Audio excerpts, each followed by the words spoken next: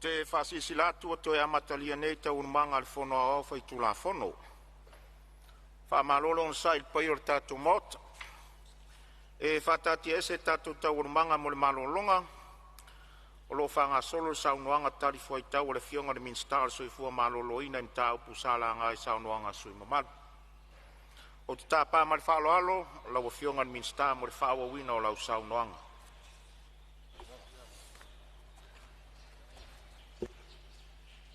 Lau fionga i le whongwhitalai, tainane fo i le malo o le Palemene, ia e le whaititi alvinga i le tua o no sau i alo le tautenga, ia wa fo i le whonga tau mawhana te pena ina, le fionga i le whailautusi, ai tainane fo i le mtanga ruenga malu, whailema whaasilinga malosi, ia matapena i a wā i o tātou whaivatausi. Ile nei foi yaso.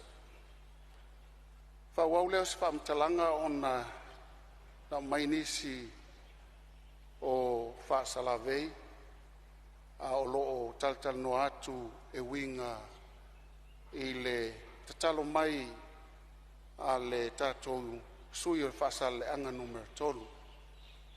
Mai moni au lewa e tanoa e tu maupea tu sivi ia wa fo i le whataua ina o lana ia au nanga e le ngata mo le tātou pito nuu le siu o le tui sifo o whasaleanga ia e whapena fo i le soani atu e tali atu wai fo i le itu o tane ai o le tūlanga tonu le nā e peona e saunoa iai e tapena pea le tātou whale maitele i sale lulonga le fo i na soani mai iai tō tai o le maota ia e sao le lei lava le veape na ia whaongaina o le tō aina ia taitutusa le lei lava ma le afe ane ia ai fua lava i le matua o le tangata na te whaongaina ia veape tau ave ia uale ngangana ia so fai soo pele se whaamtalanga ia ono o lea na tūlai mai ia le afionga fo i le sui o le si o salafai i whalea lupo o lele i o atu iai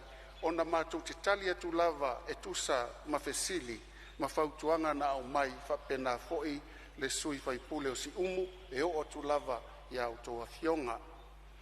Lau fionga le taitai fono na whamawina le whatauaina o le soaswani na au mai e tusa ai foi ma waila au, ma fuala au o na tasi lea fesili ia o se fautuanga fo ina tu ina mai ele sui o fasa le anga numero tolu. O stala fia ina o mai atu i al tatu fono ia sa fata unu ina i fo i ona talia loa ia le taunu mai o tatu fuala au mawaila au na mai lava ele supplier lele fa pitoa mai lava ia mawhai ai le tatu feilo inga matala i matotua ia vai ma fuala au ile vai aso was solatu nei mai pe afa pe to te toe vala au pe to isfale mai fai tu malo talitonu o lawa iai le tele o tato vaila au ma fuala au ai sa o le lei ila o to fa sea o tato ngaluenga fai fatasi a salauta o le momo onga fa tonton folautai fa pena foi tai yuta ia o le fiafianga le na ona e tele lu itau wa mafu ai foi ona tuai mai ia tato vaila au mfala au ona iai tulanga onga ele ngata ia ila tolo fawina ia fala au fa pe foi tato suppliers ia ai ia foi tulanga i mo vaa fewai ile tuai ona taunu mai ai mato tele alo yato le la au lo fionga Fonga fitalai o le momoonga ina ia tali mana onga tupito na i o tātou tangata tūlou. No mai leo se whaamtalanga e pei o na silingia foi e le sui o whalea lupo le tūlanga i le whaa mamawhaina o le Pink Toper o se polokalame e whaa lau ilo atuai ina ia whaititia le ka nesa. Ele o se ngase whaingofie o na fo ia, mai o lo tina na maliu le luafe ma le tasi New Zealand i au kilani i le ka nesa. ma o te langona tau langona awana tupu ia te au au tala vaulo tina e le faingofia langona o ainga wa mapu mai tia sa mai o latou matua manisi e pele o latou fina ngalo maftanga ona o sa wao le ngase au se tala fia o ana nei le ana matou tala noa i foi pe ona anga i mai le matou mtanga luenga ia fa pe foi le fionga el profesa ya siata sa paitea ma ua fa mausali nai le taunu mai o se tasi o masini e fa nga e ka nesa o susu tulou mo tatou tamaitai o le mammogram ma ua umana fa tupeina mai le toi mamao ai taunu mai ai fa tai le taulanga langa i la fionga awa e au le tauola e au le fangota o e nei o hau tai au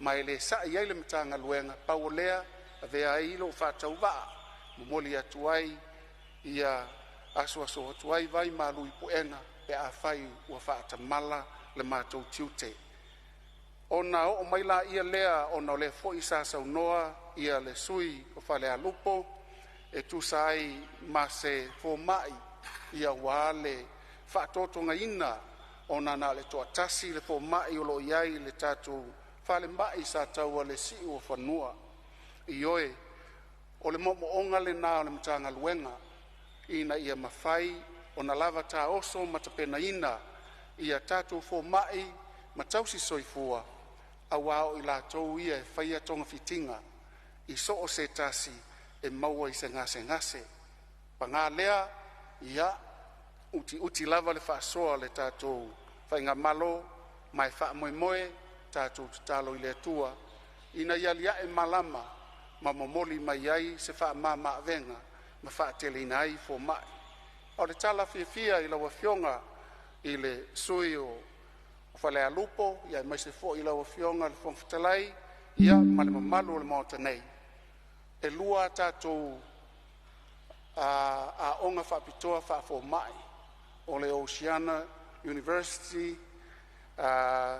Medical School o UM ia fatasi ai male tatou fale mai wa taua lava le tatou a onga fa fo mai wa taua o le Samoa Medical School o le fiafianga la ona watele nisi o tama whanau o lo atunu wa o tawina mai o nisi tausanga e i umai ai le taito sfulu lua ia mawhisoaswani i le whaamoe pe o na iai i tatou le ngata i lea mai tawina o lo iai fo inisi o fo mai watu ina mai o latou fisoswani malanga mai fafo ina ia tali ina le toatu ngā o lo iai ia le whaititia o tatou fo mai o le aso Island te atu nei mo le stala fia ia na to ai whanua ia le malanga tele o fo mai Amerika ia mawhatau nuina le latou au nanga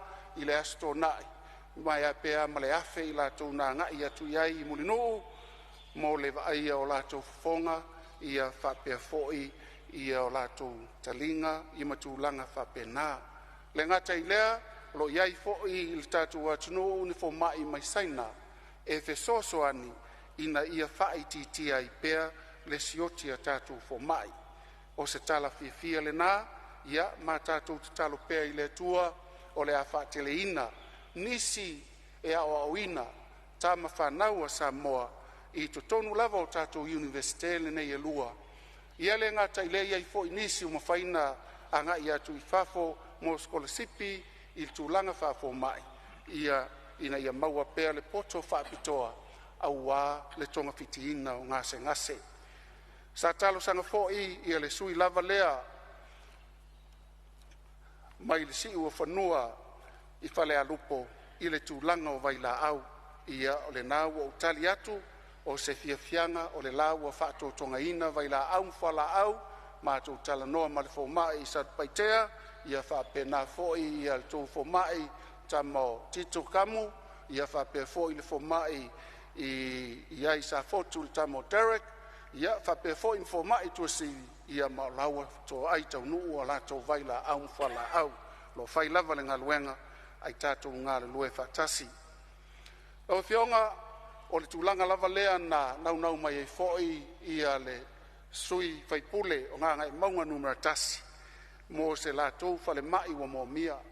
O le aso valailen te atu nei na saini ai ia le whiangainga mo lea ngaluenga tele le a whātau nuina i le whai unga le nei tausanga e le konkalate o le design and builder o lātou lava ia lātou te tusina le ata ma whauina ia lo tau whale mai i laua whionga ia o se fianga le nā tali atuai ia whaatari pēr ma tātou ngā lue whaatasi i se aso ma se taimi e whaatau nuina ai lea wha moe moe. O le whale mai o le awhio anga po le tu malo o sa whatatasi ia o lea na maua le tala ua talia ma le fia pau o lea ia manaia na whaasala lau lor taulisi ia wa ai le lei se whanua aua ni aveo se whanua tu maoti nei me ane fo i toi tuai le tau whale mai ai o se whanua tau sa mua wa iai le pule whaasao ina ia vave na whausia le tau whale mai o lo iai le tupe whau waila o tau whale mai ia ona o mai leo se whamtalanga lau a whionga le whonga o le whono ia o lea sa nau mai lava ia le whionga ia le ilua sa ngātu ka rene sa le ngatasi o te whaftai i le sui o vaisa ngano lua na ia wha manino o lea wa iai le tātou whale maliu tulou i le siu o sa la whai ma ua whai le nā mo tātou pito nuu a toa e o fo i le tuatane i o le anga i atu na e whai ngō fia ai ma le tau o mai whaasale anga pe o mai fo i upolu nei ia wha malo lava le sa ili ia wala e le ngata e malu ai le tātou i tu malo malu ai fo i le siu o sa la whai ai wha peo na mau ai ia tonga fitinga whai ngō fie ia matulanga tau se leni mau ai fo i ngaluenga le tātou pito nuu ona o mai le i whaasale anga numera tasi tu sa fo i male ia malia whenua al whina ngalo lau whionga re min stars e fo malo o lo ia i whau la vea sa lenga lua tulai mai le sui e sau no whaftai tele mo le fulsanga le whionga le min star di ngai fia longo le do malau lauina o mea sa tangsia wa foi e tu malo ai male fa alo lava i lau whionga re min star e fai asi vava mao sa taua masangoni me lea i le fa peo le a fai ai mo le teimi nei pe fai a le fai unga le paia inga ai e fatau nu an mana onga sa le nga ma le fa alo ia whaftai lau whionga le sui minsta le sui o sa lenga lua ia leo whafonga mai lau whionga le minsta tulai mai lau whionga le minsta wha wau sau noa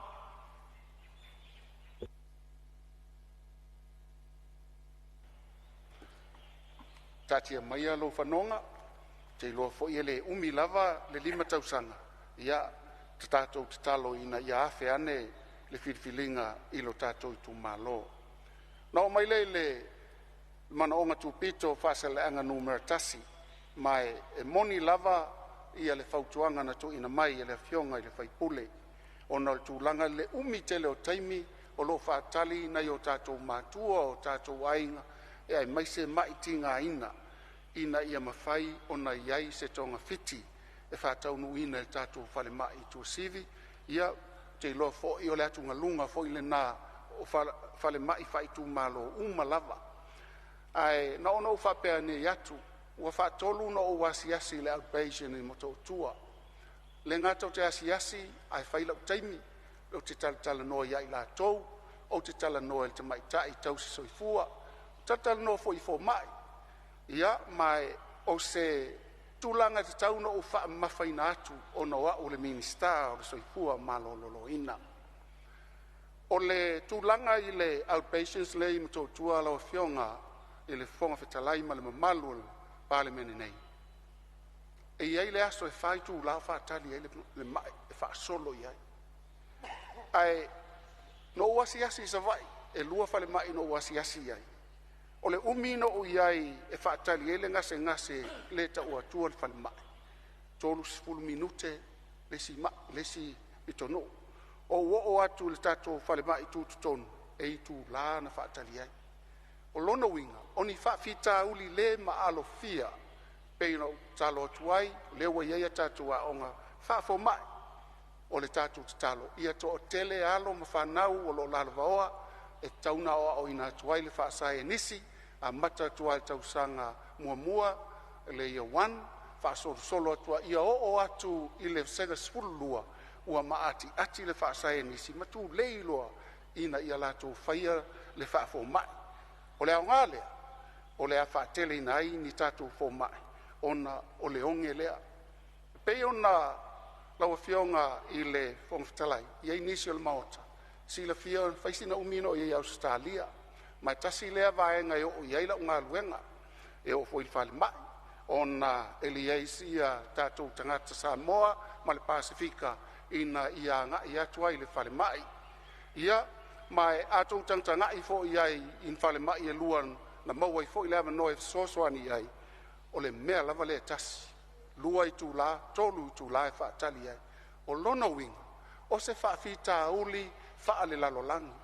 It is a global issue e te tau o na tātou mata i tuina e le na o Samoa e le na o Sala o na o mai leo se whaamtalanga laua fionga i le whongwhitalai i le sili fo ina tu ina mai e le afionga i le sui o vai maunga numero tolu i le tūlanga lea le wha le tonu o le whale mai i mato tua.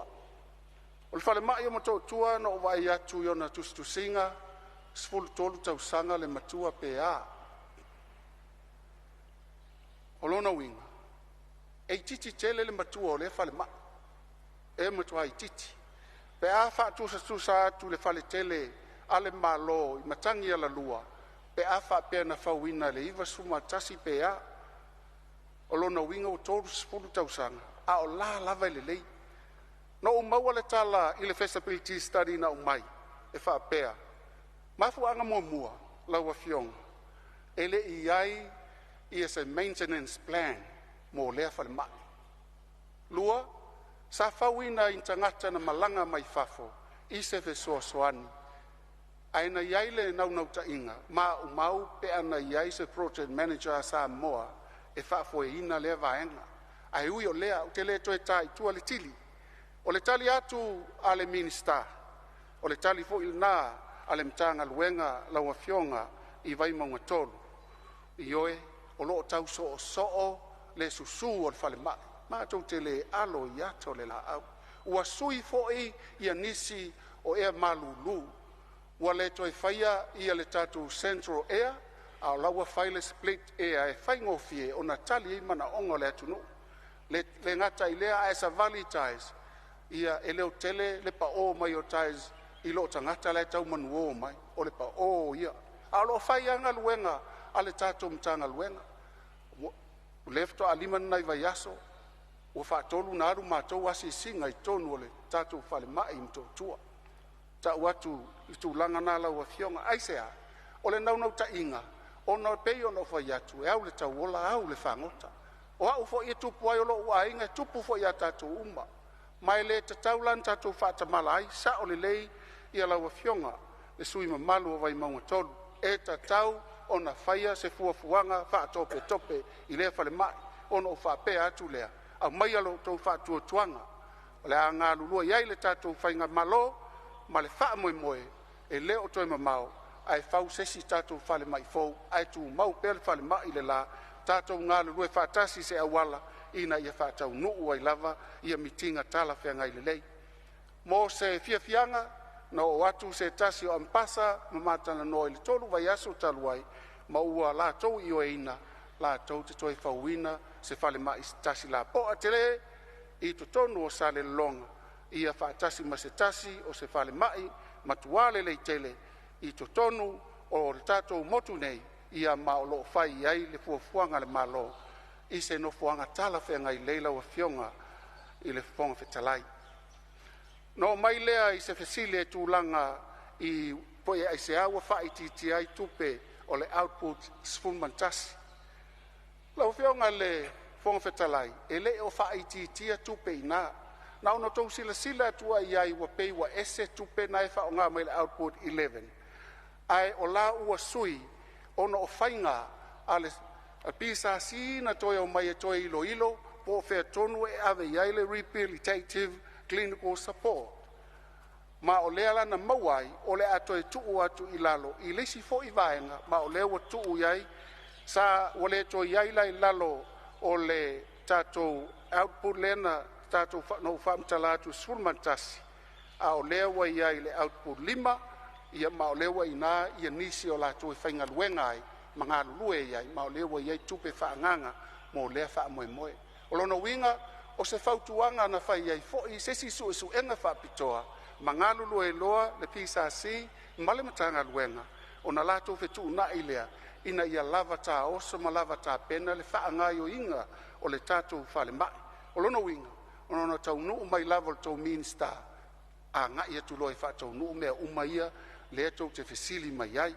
ia o le taliatu le na tu sa ma fesili na fesili ngia ai mai le tato sui o vai manga tolu ia fa tasi ele uti o vai la au ma fuala au fa moe le tato nga lue fa tasi ina ia mafai o natali ia to atu nga ia na ia lui foi ia le tato fainga malo avel fa mo ile siti o tutongi o fainga luenga ma na ia lea fa lai au ia ma se me tauna fai ia tu ule ia ila to o lo fai foi sa ili linga tu ma oti e mafaiai una tino la lea fa moe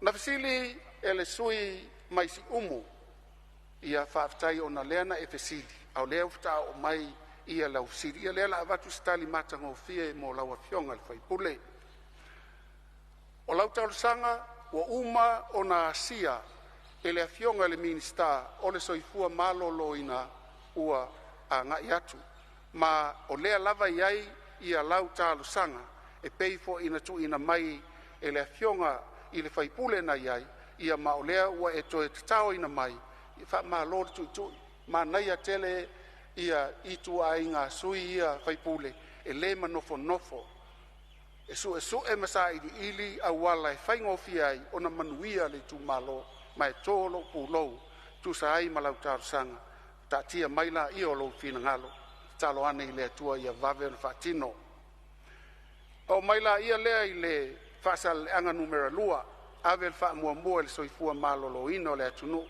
fa fetai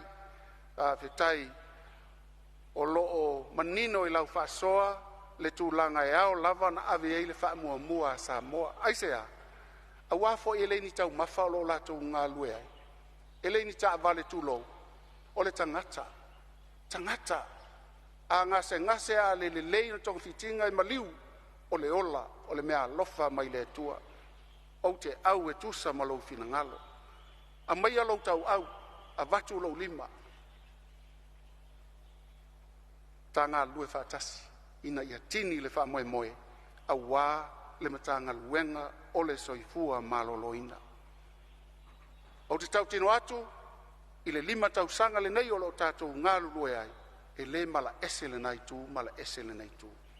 O Samoa, o le i o i mata o so o se whaipule, ma o teletonu e ave iei le wha mua le Palemene. E ta tau o na tātou ngā lulue ia manuia le soifua maloloina o Samoa. Aisea. A manuia le soifua malolo ina o Samoa. Ona manuia le o lona tamao ainga. A manuia le tamao ainga o Samoa. Ona fetu leni mai leo so se tasi i ma o e mata i tuina.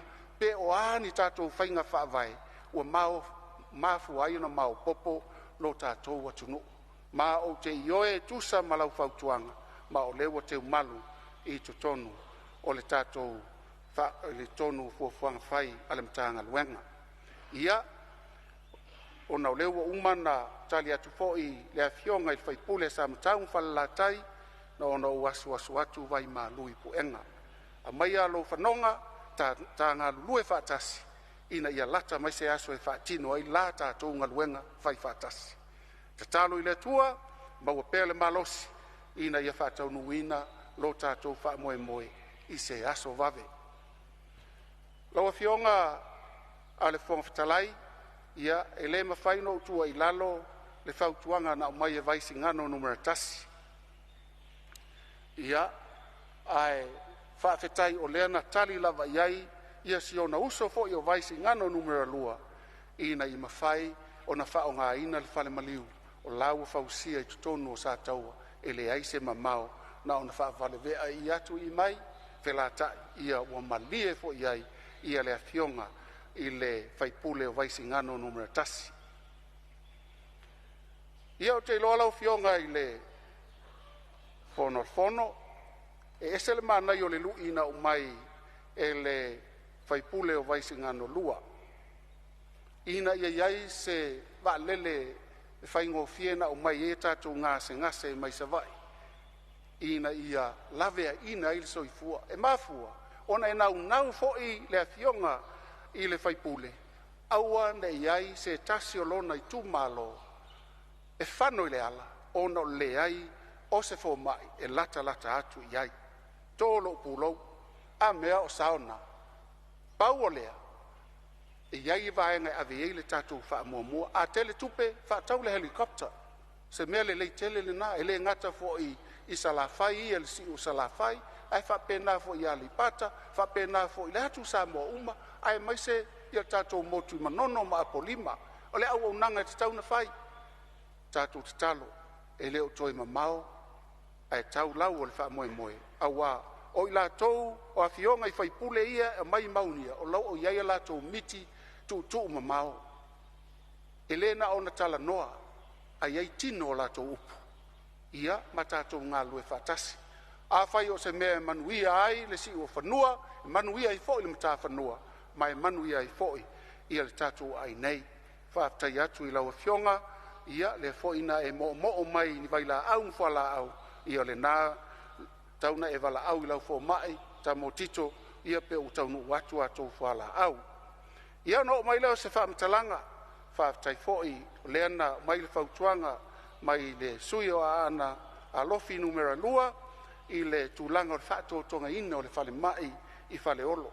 Lau fionga le whongwhetalai, a iei se si whale mai e tatau o na matua whaatele, tasi le whale mai. Aisea, whale mai le na whaue Amerika, ma o se whale te le ngata i le te le fo ilo na lau whanua, mai whaafetai wa e langalanga ina, pau o lea, tātou te ngālu lue whaatasi, mo le whaatino ina o ia fuafuanga. O so se mea lava le lei, e te taun tātou au whaatasi iai, e le tauna iai se whaipule e whaasala ese ai. E tau fo in tātou su e ni tupe e whaatino ai, aisea, whai mai le mau ana numera lua, le whaipule ana numera lua. E lata au mai sa va i vaa, e tau mai ina, au mai a ana, e tau mai iai, whapena fo ina lata atu iai. Ia nei e tua masanga, ia ma ana amata, ia se ia o tu lava le meo iai le whale mai. Wha mauina ia lau tālu sanga. Ina i mawhaina ilo toa masilisila iai, i le whainga malo, ina i mawhaina whaatino ina. Wha malo le moe mana tunatu. O mai leo se whamtalanga lau fionga i le whonga whetalai. I le fasili a le fionga i le sui taitai o le itua ngai. Tuasa o lele lava ia lau whaasoa. Ai o te whaafetai, o lea sa tali manino le fionga i le taitai fono, o le komiti wha Palemene, o le atou le na iloina, o le tupe, ia matali atua i le ese esenga o output, au mai lesi output, ona fesuia inga na naunau mai ai le pisa si, e whaingo fie ai, ia ngā luenga whaatino i le aso ma le aso, o lona winga, e leo iai se tupe o ave sea i au unanga. Ai na o le ese o le ingoa lo whaatino ai. Ai o loo manino i le tala, e tusa ai malea fesili na tu ina mai, e le fionga i le sui mamalu. Lau fionga i le whongwhetalai, ia, o na o maila ia i le pepa muli o le tilo atu iai, ia, i le tūlanga lea o le, i le masini le whaafenga luenga, ia awa ia le whaale leo o nanga, le CT scan. O lea ua mautinoa ia le tūlanga o ia o nanga.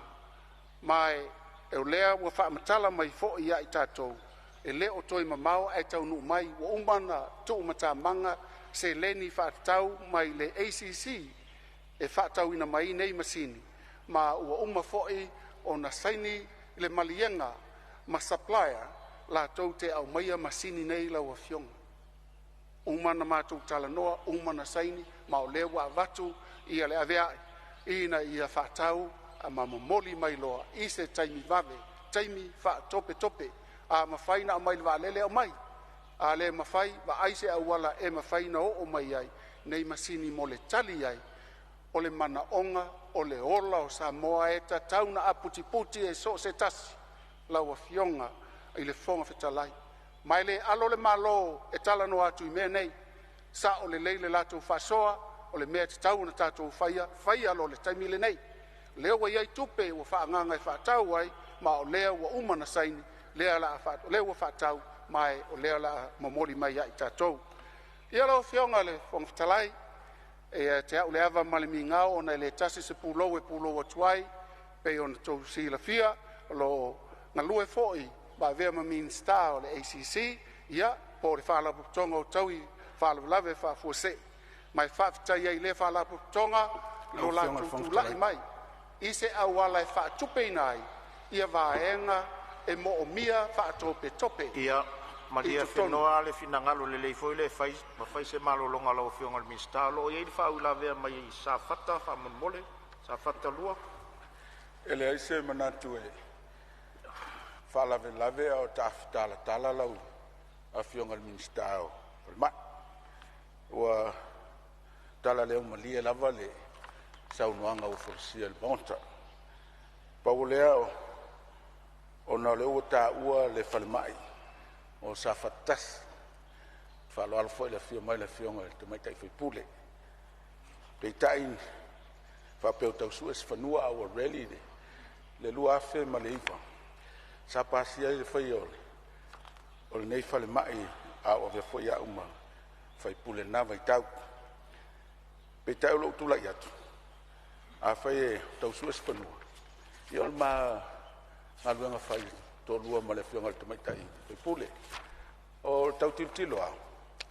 Ile tulanga o le anga tutusa o tu malo i falma o ne tula lata ia i mele il falma i nei safata i sa vai ale fai falma i fou i le fanga i tau fai ngofia ina nga i mai le tule o safata mua a lewo tangi sia si au i amanto safata lua o lo o faulala i ai hotels falta malo ale ngate lea o le awala taloto i tiavi e fai ngofia ai ia malanga ina i tūlanga o ngase a wina mai mtotua. Lo winga la lau whamtalanga o te nana tuatu i o taftaf. I se tūlanga fulei foi le vai i le vā whewaa o le mamanu le atunu. I tau tūla lata ia i le mele i ma tu whalemai samfatas i le whanga i sa vaia. A o i pe manei al vatu o i sa fatalua. Ono ina sa il fale mai fai tu malo. Ele ngate tu la lata le tele o fale tele malo. Tu lata le awala le tavi. E fai te foi. Ya. Ma so ne foi fale mai le tau fatu si. Ai mane fatu i sa fatalua. O la wo il fanua fale nganu. Ya pa fina ngalu ye. Ya ngalu nga fai to lua fa so ma le fionga te mai te foi pule so atu. Mle ava mo fale. E tu sai mle mtau malo faftai ia sa no mero fionga le minsta o fionga con trai O te faftai atu i le a fionga foi le sui malu tu sai foi male soso ani mai i le mato foi matanga luenga ia maria fenoa al finangalo lo fionga le minsta lo i faula vea fasale le angator ma le falo se tu lai mai le sui fasale le angator hua taringa fialongo le mongos la fai matango fio sanranga le fionga le minsta no si wanga le titia le fa mole lo fionga langa le sa fele la wa nei tu malo tu langa foi le tatu fale le ta pena ita ma foi tono le tatu o tanga singa situ si te wanga lo fionga i ro singa mai mea na o ma nei ma to mo fie me uma ma lo fa tu faranga te lenga sala aula me se lo fionga le minsta le tatu frainga le po ya so fu ai ona lena tala ya setembro tau sanga te nei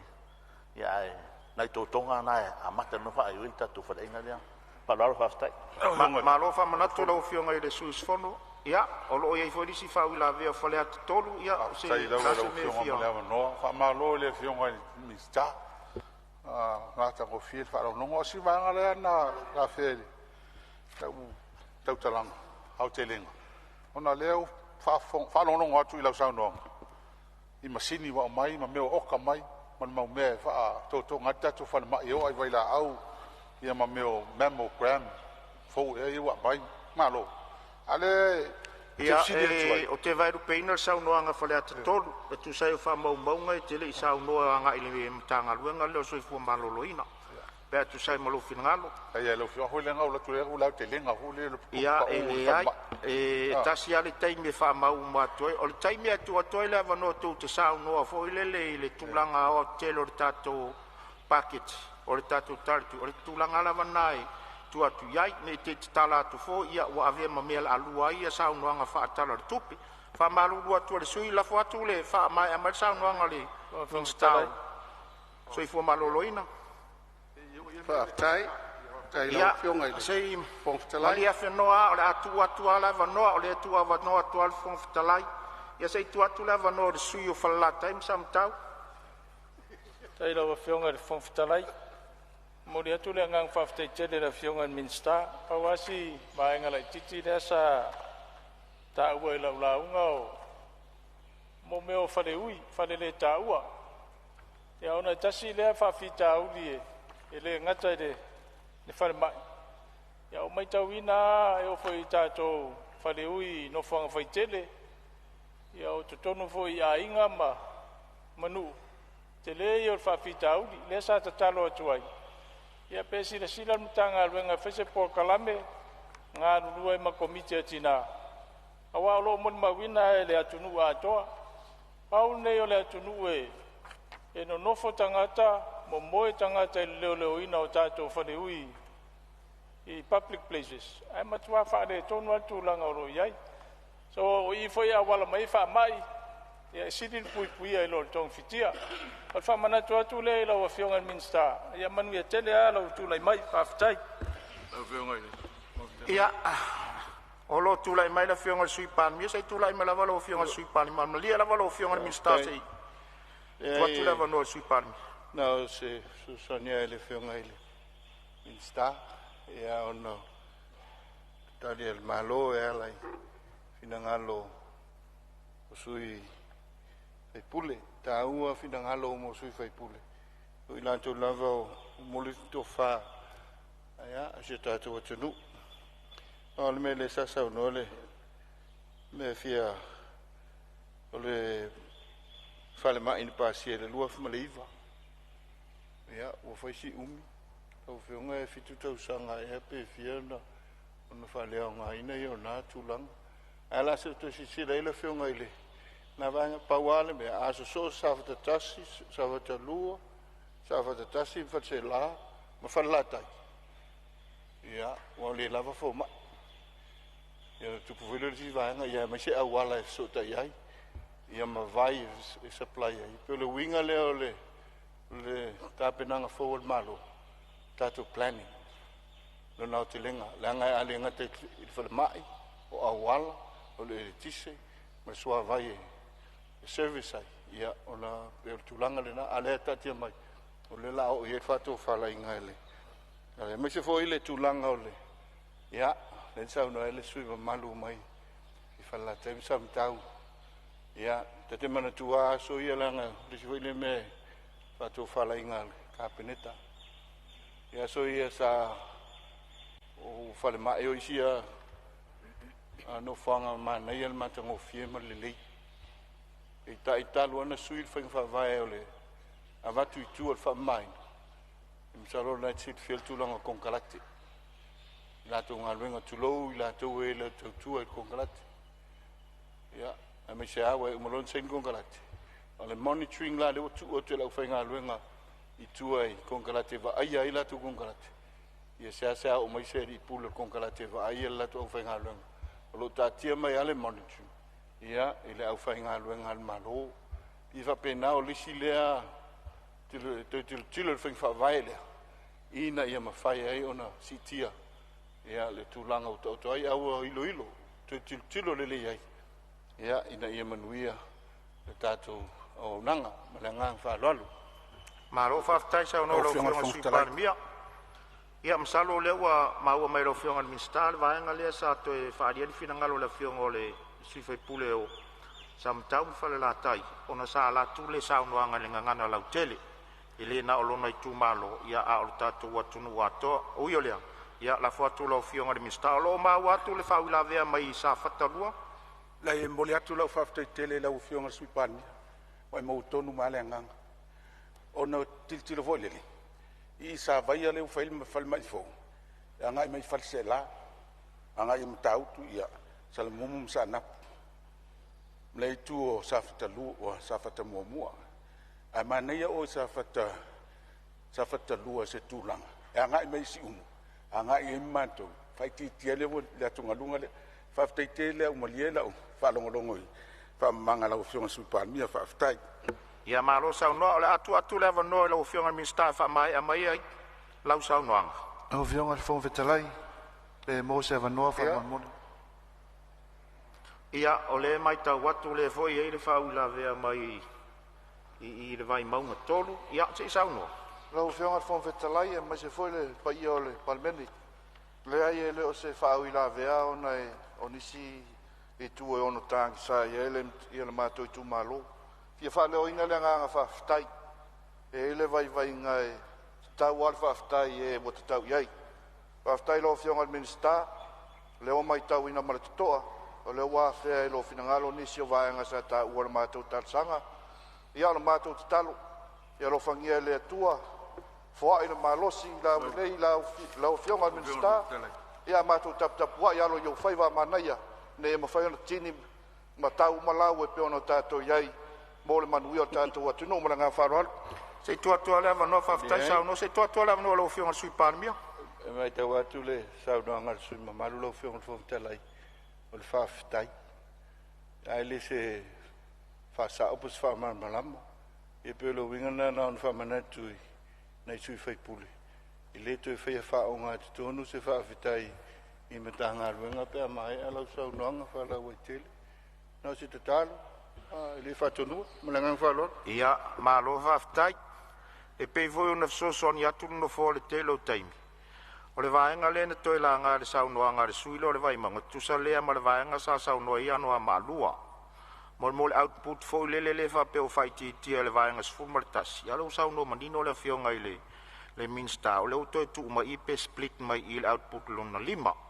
O le vaenga le eo na wha manino tūlanga le ai wha malo saunoa. Tu atu lewa no lau whionga le minstale wha saunoa mai, nisi vaenga o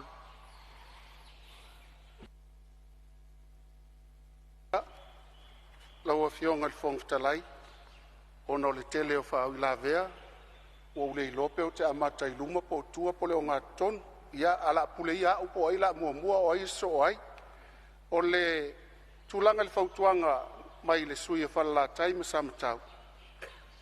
O le mea e te tauna whai. E te tauna whai mo le manuia o Samoa. Pau o lea. A tonu o lea wa whawhai ngō fie mai i le tūlanga le waia tātou whono whawai. A wafo. 5 matasi whono whawai. O le mea le lei i le tūlangi a mata. Whapena fo ilo mātou si o whanua. Ina i mawhaina a puti. A e te tau fo ina ngā lulu e pei lea na o mail sosoani. Ngā lulue mal komiti o tina pea o se mea te tau on tātou whaia ina ia mau popo ma mautu ai ia tātou polkalame mo whale ui. O le tūlanga i le saunoanga mātango fie a le sui whaipule o sa whatalua e winga i whalma i sanap. Se i o toe tau whaama apite isi le vaenga lea. O lao na iei tupe whauai, peita i ane, na o atu e whai, e le ma whaina whau. Ono lo iai le wha lave. Leo wa uma le, wa mai le iunga i le wha masinonga. Wa uma fo ina mātou ngā lulue ma le sa o le aima. O leo le a whau le tātou whale mai. Ai peita i ane, e wha atali. E te tau o na wha asala lau le ono masina. Tātou on sai. Toi titi lava, uma le ono masina. I ona whau lo lea o le tātou whale mai i sa whatatasi i tu tonu le awhio anga o sa napu. Alu tūlanga i le whale mai o le whanga ma whale se la. Le tala lea la avatu la wafionga le whongwhitalai. O le tala e te tau una ina ai so o se whina ngalo o se sui whai pule na unau e whai so na whale mai.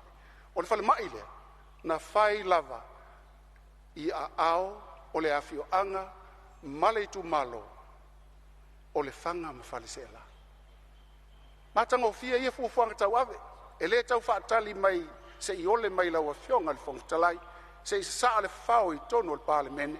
Maua leo le tasi. O na ave le e stupe whai ai. Le ai.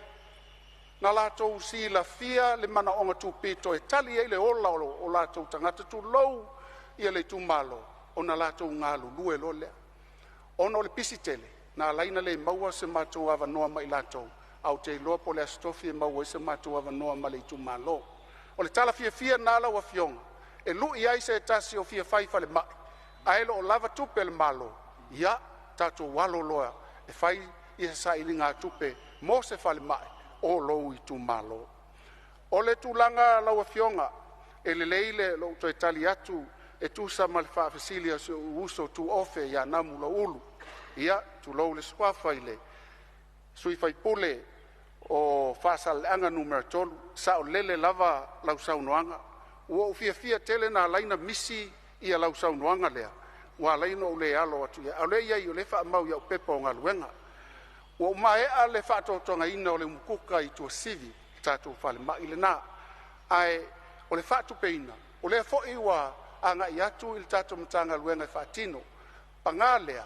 Ono o le tūlanga na paulia ai ia le so onga o le whau ma le whau.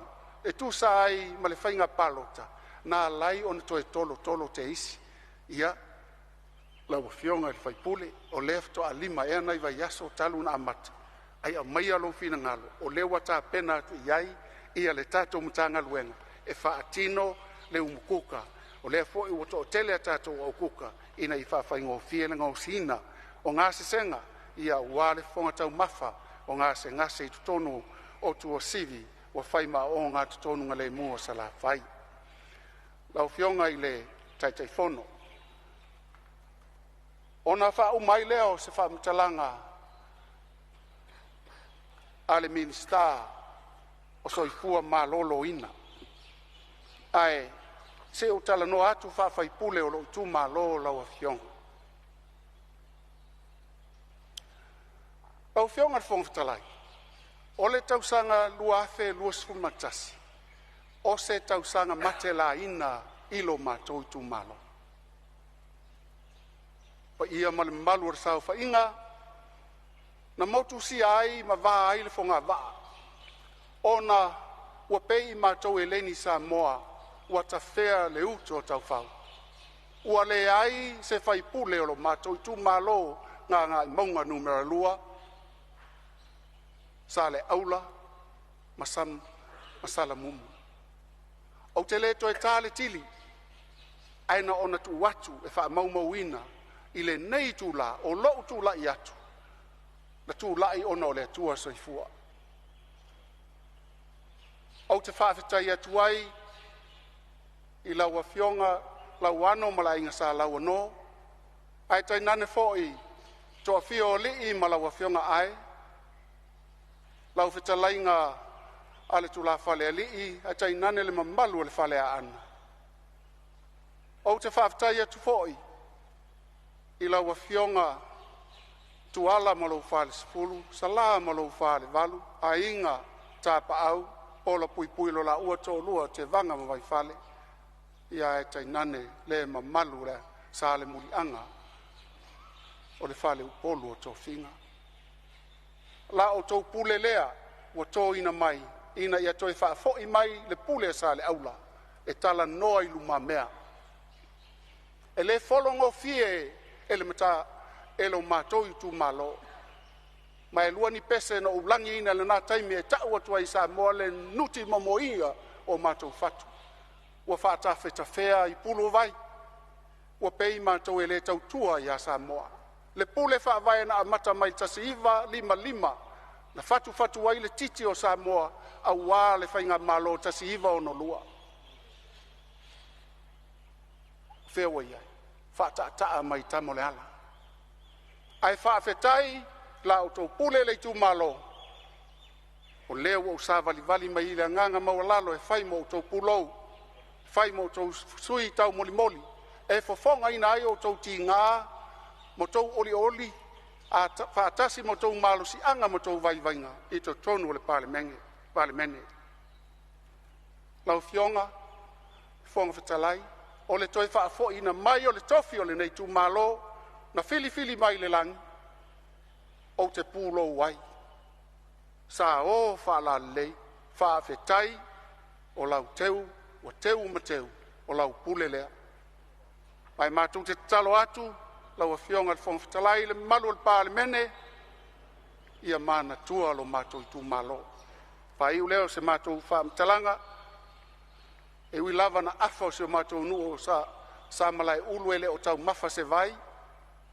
Tu sa male valus fu lima a inga ele o iai se vai au lumo le awala tele le malo. Ta te tangi wha uu. Ma au te talo atuai lau a fionga. Ale minista e wha pito au ngafa i ngaluenga te tele le malo. Se e mana tuane. Ia lo mātou i tu malo. Pau ale na. Whata i leo so mātou leo. Poto le tautai sela na atu yam. Lau fionga, le whongwhitalai la seu whanua lo sa. La fo istala o le tau tamali i lau whafongaanga. Ia mai se le Palemene mamalu tapu inga Samoa. Ma tau te whape atu. Whamangalo le tangata. Lo to lua ma lau whanau. Whawhetai. Lo tau tutu mai taimi timu. Ma taimi o te la inai. Sa o tu ilunga le whamalu. Whamalu maluai lo u vai. Te whawhetai whapitoa atu. I mata fale ese o le ainga le whātua tuele tua Samoa tasi mai New Zealand, Australia, Amerika, Hawaii, whapea fo i tutuila. Whamalo i lo o tau whaatamali. E mana tua pea la o tau tua e tusa ma le tātou mati ina mai o le nei wha moe. I oe, sa ofia ai na e whangaina ia tea. Sa ofia inu, ma o mate la ina. Na e whapea na whapuna whanau le vaitu loto ia ua le manuia lau tele o la o tau pule lea whamanuia lea tua lau tu malo whai lea mo o tau o te tau tua ma le whamaon manuia le tātou Fonotaga. Ua whamalo sau noa i lau o fionga ele minsta so i fua malo loina whalapu tonga tau i mo whalapu whafuosei Whalapo tonga whawai tau whatunga o Samoa. Ia whamalo whaftai wale ai lava sa i tū malo se furu male lima i tū malo. Ia sa whalia finangalo i le metanga luenga. Whamanui atu le tua i lawa fionga i le minsta. A walu walawina. Ia mai ta watu o lo o tātou se e mai. O lo o whaanga solo mai lava i lai tu o le mota. Ia lea se e atu o i le fionga i le minsta mtanga luenga tupe maua. Ofisa o pule misu e tusiri. Ia male ofisa tausi maa vaenga. Lau fionga le minsta tu lai maia. Sao noa. Lau fionga le whangwhitalai. Whawhitai mo lo wa noa. Ia, se o tu malo vai monga mua. Ia tapu ai maia. Se teimi o wafe atu. Ia e tapu ai maia. Se fai se sao le tato o tu malo. Ia wata lo whatau o tupe luafe lua lima, luafe lua ono. Lawa whionga whongwhitalai. Lau anga ngai, i e whamanu atu ia Iova. Wa meo i ati o i e whamanu atu lo suafu paia. Wa i e se alua ele maunga Iova. Wa i se tu mau lona nanga paia. Lona no whanga paia. Na o le wa iai lima mama, ma le lotu mama, e re tau tala wha ole, e manuia mea umana te whaia. Lawa whionga le whongwhitalai. O te tūla i atu me le nganga whaaloalo, ma le awa, ma le minga o tele, o te soli tu ina ele pa ia, o tupu mai a wale mo te whono Samoa. Lau whionga le whongwhitalai, Tali tonu lau au mana la langa le foi mua. Ma whaalele langi. Wale alofo lo tātou atua. Whaatai lau maratutole ni wale tuaoi. Awale tātou wātau puia maru tātou matai sili le langi. Whaamalo whaatai. E mo muana o pai atu. Tamasal tala lelei. Whaatai au tau ngā luenga mamana. Whawhalele malu lea whioanga ma lea whioanga o Samoa. O alawara se manuia o Samoa. Iona tangata nei mātai au. Whamalo te talo. Whamalo le tau awe tiute ma mana le atua. Awa whioanga whongaftalai. E mo mua no whatulu atu Samoa. E o mua whatitoto mo papa le tuloto. O te whatulu atu mai sawa le tai sama o le tui manua. Te paia le tai ulaula o nā whanua. Na tauilo ai malo Samoa. Whatulu atu mo te whono Samoa. Sa ile le tō whā. O le whautautanga le loto. A wale manui o Samoa mo tangata. Wa whamai e tala tautonga. Ai tala tofi Samoa. Whatulu watu Samoa. Rau whiongor whungaftalai. O te whatulu watu. Le whio lau whionga le amamalo le malo Samoa. Whapea lau masiofo. Whatulu watu foi le whio. Sui o Fonotofia. Ai mese o atou masiofo. Whatulu watu foi. Le whio lau whionga li Palemene o Samoa. Lau whionga le lauli al mali atoa. Pulata i wau fosi Smith. Hewi tato le fatasi le tino. Ai tali tonu. O lo pui pui a o lofo le atua. O walo toi se ai. Fatalo fatu mfatulu atu. E fia lua whionga sui Palemene. Lau whionga toi lupe ma lau whionga mulpola. Ma alo whaftai. Fatula foi le fia minsta kapeneta. Whapea minsta lango lango. Fatula foi le fia lau whionga taitai o le tuangai. Whapea sui taitai. Ai mese le maa ese. O sui a whaipule. Pe ona tofi mai. I le whainga palota o mai atu nei. O te whatalo whatu. I lau sunga le whailau tus. Whapere sui whailau tus. Mo te whono Samoa. Whatalo whatu, whatalo atu la whio lau whionga le whamsino sili. Whapere sunga le prestene. O le whamsinonga Samoa. Ai meisi o lima tamai tai whamsino. O le whamsinonga alu tātou malo o Samoa. Whatalo whatu. I whaurulunga mtanga luenga. Ai mesi e whaputonga tuma oti e Samoa. Whamalo whaftai. Whamalo i tiu te tawawe o lotou. Ololongi ai. La aina matimu inai. A walawa se manuia o Samoa. O paia nā. A wātama mo lātou ainga. Ainga mo lātou tama. Lusonga tu mua mapule tu au malataua. Ainga tai ma le wao fonti. O pai a sausaunga tāna Samoa. O wātama whātui ma le tōtō o le whaleula. Wātau waitu ma tau tangata. Pai a wā wa umana aisa. Ma tūtu ma tāmanga. O Samoa wa umana tofi. Se ulili watu tapuainga Amerika Samoa. O te whātulo watu. Iau tau paia. Wāsua mai vai whanua. Fofo mai tūlangi. Sa ole masale au mua. Ma le lau niu na sae lua. Whātulo watu la whionga kovana sili.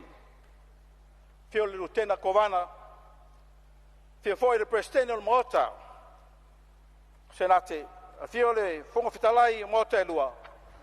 Ai mai se le mamalu o whainga malo a tutuila mamanua. Samoa e. O e o sirianga o mea uma. O e o le au fo yo pe au. E toa iai le au. E ala o lao le wasa. Na le asu i sui. Samoa te whaftai atu i lao tō whiriwhiringa. Wa mai ar whainga pālota. Whaftai wa tusi ao. A wāre wa engal, whātua tua le atua Samoa tasi. Te wa tulai mai. Toa veina al tātou malo mo lesi 5 tausanga. Whaftai. Lau whionga whongwhitalai. Se uri li watu i so tu malo. Whainga tāpuainga. Wai maunga mua. O te mua no whatala whatu le pai o tamasa tala lelei. Sungai whawhengai ngai whawhale le malu. O wale pai o le tu malo wai maunga mua. Whamalo whawtai. Whamalo la tō te talo. Le ao maripo. O wase manuia no mato tu malo. Papai atu se onui laurei. In maoto fusi. Fio lo fionga sa fa pito lo fionga le niu. O le sa oli o le vai maunga. E fio foi o walo ya mapsua mo fa matu. A fio lo fionga le matua ya tani ulu. A fio foi lo fionga le falulunga ya tu ali. Fa pele nga pai ya salvalas.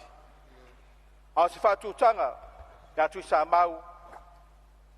Fa pe foi ya to e fio o le fioanga. So nu o tongo, pai e lau te alu malaya whau ngā tangi. A whio lo whionga ia tulea pupu ma tulea pupu. A whio lu so lii ma te ia lii. Whapea whau tōtonga, whau tōtanga wā fo ia maruta wā, whapea toi tu sa mau. I le tōre vai, i le whale lua ia vai lele mwhangalii, in malai ni niwa mpuni ala wā. O te whātulu watu, whātalo whātu. E whio e whale whio alii. Samoa matu te amatavoi na tau whangafu. O wā fwere paia, i na maupū manangata iala. Susui sunga nunga whoa, e maise o le whautautanga, ia oe sa leo polu. Se onu whangalii, Whamalo, whaftai, le whiolo whionga lala tama, lau whionga whamatu. Whapea tuisunga rata wā. A whia whoi lumanuai, sule sunga ia pule mangafa, whapea whautautanga ia oe sa Leopolu. O le paia leo so tu malo te whame melo iai, o paia ia mai le wawau e o le whawawau. So tu malo, o se teime no te foi atu laia e whainga tālau whautautanga, e whainga tālau tō whamunianga i lo nei tangata.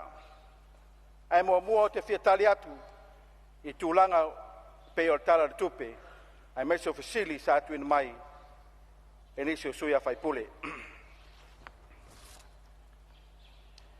Awa whonga whongwhitalai, mo le tala whatatau le tupe lua whelua lima, lua whelua ono, whaftai atu lau whionga le minstau tupe, lau whionga tui Palemene, whaftai fōi le tamaitai pule, ai meso lau whainga luenga.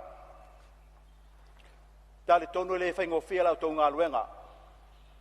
Tau ngā lue ai e warta peneina o talo le tupe. I lau wawai toa ai e meso le saune nei tu malo, o te whape atu, o matuai o langolango ina, talo le tupe, whape ona fufonga e tono le mota. Awa whionga whongwhitalai, o te whiatali atu, e tu sai foi ma whinangalo whaalia le mota, ia wā lava ia whesili, ma tūlanga peo in tūna mai. I lau matanga luenga, o le vaenga o tupe maua, whape foi whapatonga so e tusi Samoa, ai mese tausi mā vaenga. O lo whiso o tupe maua Samoa, e mo mua no whaftai atu tamaitai pule ai mese le paia lau whainga luenga, e tu sai mga luenga sa rato ngapati ai, ma rato ngā lue puno ai ai, wala wasa manui o Samoa. O lau tala sa whaia i mato whilo inga. O au no usau te tonu, i le whainga pālota, ona o le pati e le whātuatua i le atua Samoa tasi. Lea ua papale mai, o te leo sau ma se pati, o te sau au le au auna, o te ngalue au auna ia Samoa, ina ia maua le manuia o Samoa. O lau tala foi na whai mata ngaluenga, ta tia o toa vaenga whau whai, a tātou mai e ngā lulue, tātou ngā lulue puno wai, a wale manuia o Samoa ma on tangata. O te whawhai la whionga te maitai pule, ma te pai o lau whainga ruenga. Ina ua maua le tala tupe, whai uia iuni lua whelua lima. No wawai ati ai, ua usia le taket, sa whātulanga ina le tausanga o tuana inei. O te fia whailo atu, e re ngata ua usia, ai o sili atu le tupe sa lato maua, na lo le tupe sa whaanganga. O lona winga atu sai mala ua wai nei tausanga. E mato te ausia foi le tala whātau le tupe, ua tuina mai, e ngā lunua ina nei mtanga luenga. Ai ta ua vaenga ia Samoa i lau whafunganga. Whamole mole, waifua tātou pisinisi. E tauna le sitala uma tātou pisinisi, mai tā ua lau sila le la fonga. O le tax. O wane o tātou pala ai e tau lor tax, a matan tau me yes. Au te whautu atu, o lau sao lea mo Samoa o na tangata. O lau tutupe tutongi la fonga, o lau sao lea a wale ta mau ainga o Samoa, ai mese nea tinae o Samoa teimi nei ia ma teimi amua. O ni vaenga nei e patino tu Simon Fafsidi sa tu ina mai. O vaenga mua lai sene o fono whawai. Sa fsilingia niso sui mamalu, ia la sene ina o fono whawai, mai sao lelei, o whionga whoftalai, o lo sai lai sene ina tato o fono whawai, i le ofisa o la fonga, i lalo le vaenga tau o le Cooperative Society. Rona winga, o la tau e tau corporations, e ui e le o ni la tau e vaia mo tau polofiti po tupe maua, tupe fasili. Ai o le stala, o no lo iei la tau la fonga lo tutongi lau whainga luenga. Rona winga, o lo lai sene a tato fono whawai, i lalo lo ofisa o la fonga. Rona lua fasili sa tuina mai, o vaenga le restricted business. Po vaenga foi e ia puipuinga, na o tangata Samoa, mi whaina whai alato business. O lo mato ngā lue whātasi, ma le ofisa, o le MCO, la tau ia o lo aia vaenga ia, e le ofisa o la fonga, e ngā lue whātasi, ina i sa ili vaenga ia, mo le sila fia, e le ma whaina tu se lai sende businessi, mai le mtanga luenga o la ofisa o la fonga, pea whapea, e le oe se Samoa moni, tulanga puna iai tu la fono, wa umona pasia. Na winga lo puipuia lava tu natu lai sende, iai lato ele oni Samoa. Ia le nganga le marwhaloalo wa, mai tau atu o tau fefe le sui malu, tulanga o lo einisi o lato ele oni Samoa, e ufai ainga tu e tatou tangata Samoa, ia tau mali le onor tu la fono lava, e tau on tatou ustaia. E amai lo finangalo, leo mau atu lo finangalo, se sila iai mtanga luenga, ngā lue whaatasi ma le MCO, teu le leivaenga, ina ia malu puipuia Samoa, ai mesi ona pisinesi. Tulanga o sili lona tolu sa atu ina mai, tulanga o la fonga. La fonga i o loa, lo awina mai fafo. Ina ise fisosani tu sai ma tato pisinesi loto i fale, ina mwhai pe iaini la fonga tu saunoa, po ni la fonga sisitia lato rates, ia tatia mai lo finangalo, o lea la titilo le matanga luenga, ina ia titilo ia i vaenga o tu la fondo, ia mese lava o rates o tato la fonga, ina ia se wha maa venga, ia wao tato tangata. Ia, o le vaenga na o ofisa o tupe maua, e tu sai ma whawhisili, pe o tuna mai sunga i malu, o sui a whaipole. O le vaenga lo na lua, o le vaenga leo so tusi, Samoa. Mua foi no fa leo le ngang faftai, i le sunga so tusili, ia mese o le au whainga luenga. I tūlanga i le whainga o whiaringa luenga fa so tusi. O wa mato te ilole lei, a mato atu mato te whainga luenga fa so tusi, telo kampani ma whala poptonga, pe o ina sia mātou, pe mātou tangata leanga o tangata suesue. Ala mea moni lava Samoa ma lau whawhonganga. O le tāua ngā ruenga whasua tusi. E iloa ai le lei o le lima ina ma le whaso swaina o tupe, le ngato tupe maua, au tupe whaalu. Whawhai atu le sunga li so tusili e mesel pai o lau whainga ruenga. O lewa maua, o tātou li poti o whala popitonga atu i maoti. Mese SOE, ia o lewa up to date o malato li poti. Rau fionga, fonga fono. Ia, sei on sai malava le foi le lau fionga minister. Kai lava, ia, amaru lua tu fionga le minister, ia leo te loa o leo fa kasila, unga malang fa tau pou. Yang le te o misi nei vai anga tau, ia lau fionga sa au la unga i le waste tax levy. Ia malok fia mama lama lau fionga. Ona o lea ua tu ese matanga luenga ia o le tiute ma tupe mau. Po fea kongu vaenga o le a ngafa ma le tiute. A fea tonu vaenga la, pala koe fo ili me kuai. A o a fo i tu la fono, po o mon koe whakulanga ku la fongo. Ia e whafo e ila matanga luenga lea. Mar ku la fongo lea whafo e fo ili official tiute. Ona o leo fo linga mai ua. Leo sa ngoale feo ngaile. Miska ma la vea mai ai kiuke o mea ai ma kiuke o mea ia. Ia sa erika whapea a ulo karkonga le iai.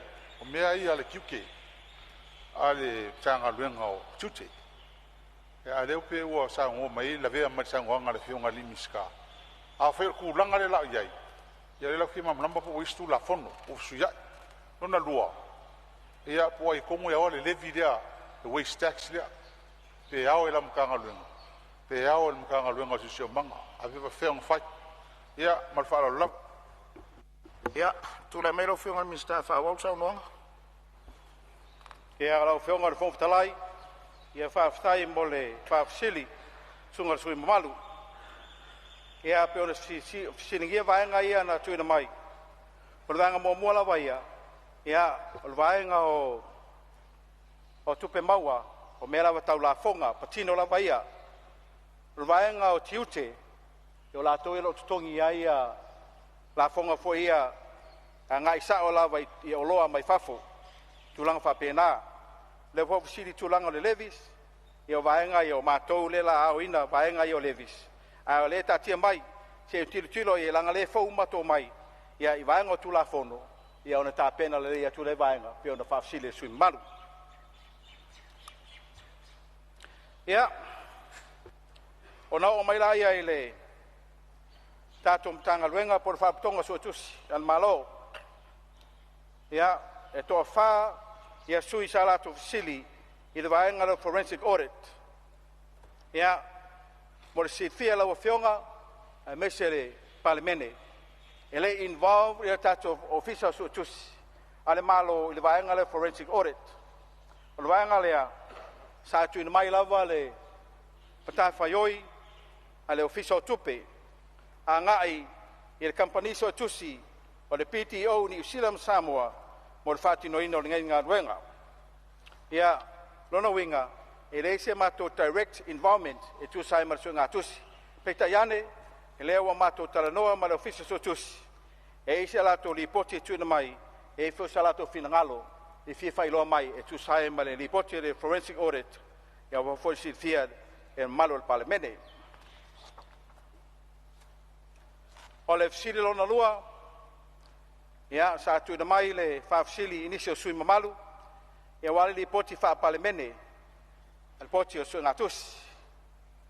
Ia pea na tuina tu le temi o whano, wa up to take tuma tato li poti o whala puputonga, ai mesi o SOE, ia ai o li poti le fi tuina mai lo fisa o whamaumaunga o li poti whasui tusi al Palemene, wa mai le tausanga luafe le ripoti la so tolu fula yuni luafe lua tolu ia ngata le ripoti sa tuinatu le tato Palemene il tausanga luafe lua fa ia November o le ripoti sa tuinatu il Palemene sumra fitu ia petaiane tal tonu ele yo ia fa solonga ale wato tuinatu tato Palemene sumra valu ilo for tato ripoti lea sila fia tuina mai for ripoti a tato so tusi Lipoti lea e iwa lipoti sa atu ina mai ma sa atu ina atu il Palemene sfuma fitu peita iane ele manino pe ua talanoina il Palemene malu ia le lipoti ma lea ua toe tuna mai il Palemene sfuma valu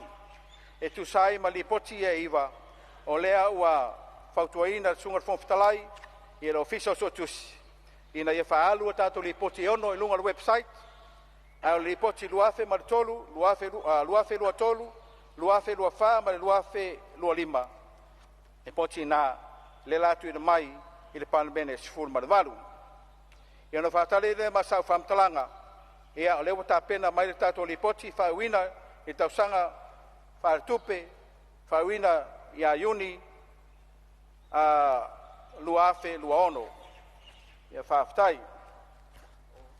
o le fasili lona tolu sa fasilingia ai tulaga faasoetusi o fono faavae ia lo feoga le fogafetalai ia o le sa tilotilo le vaega sa tuina atu foi le tali i tusai ma le suimamalu sa saunoa ia i le vaega lea o le silafia o le ua faataloloina lipoti ia soetusi lea ua tuuina mai ma o lo atu matou galue faatasi ai ma le matagaluega o tinā ma tamaitai auā foi la latou suʻesuʻega e tusai ma suʻega atusi o le fono faavae ae tusai ma le silafia lau feoga le fogafetalai ma le paia o le mota o lea ua amata le faasologa o le vaega lona lua suʻega atusi loloto a le ofisa suʻega atusi ma le uiga o le faamatalaga le ua faagaioia latou suʻega atusi lona lua ona e ini se o tupe sa faagaina i le taimi atulai mai ia le faiga malo tausi o lo faagasolo nei ia o le faamuamua talosia ia uma atu le faiuga nei tausaga ua tapena mai le tatou lipoti auā lenei suʻega atusi ia mo le silifia le maota mamalu ia ma le fauga le matou lipoti e suʻega atusi tusai ma fono faavae ua maitauina e manaʻomia ona silasila totoʻa ua lava le tāua o vaega o faasologa ma le faasoasoaina o tupe e foliga mai o loo fua tatou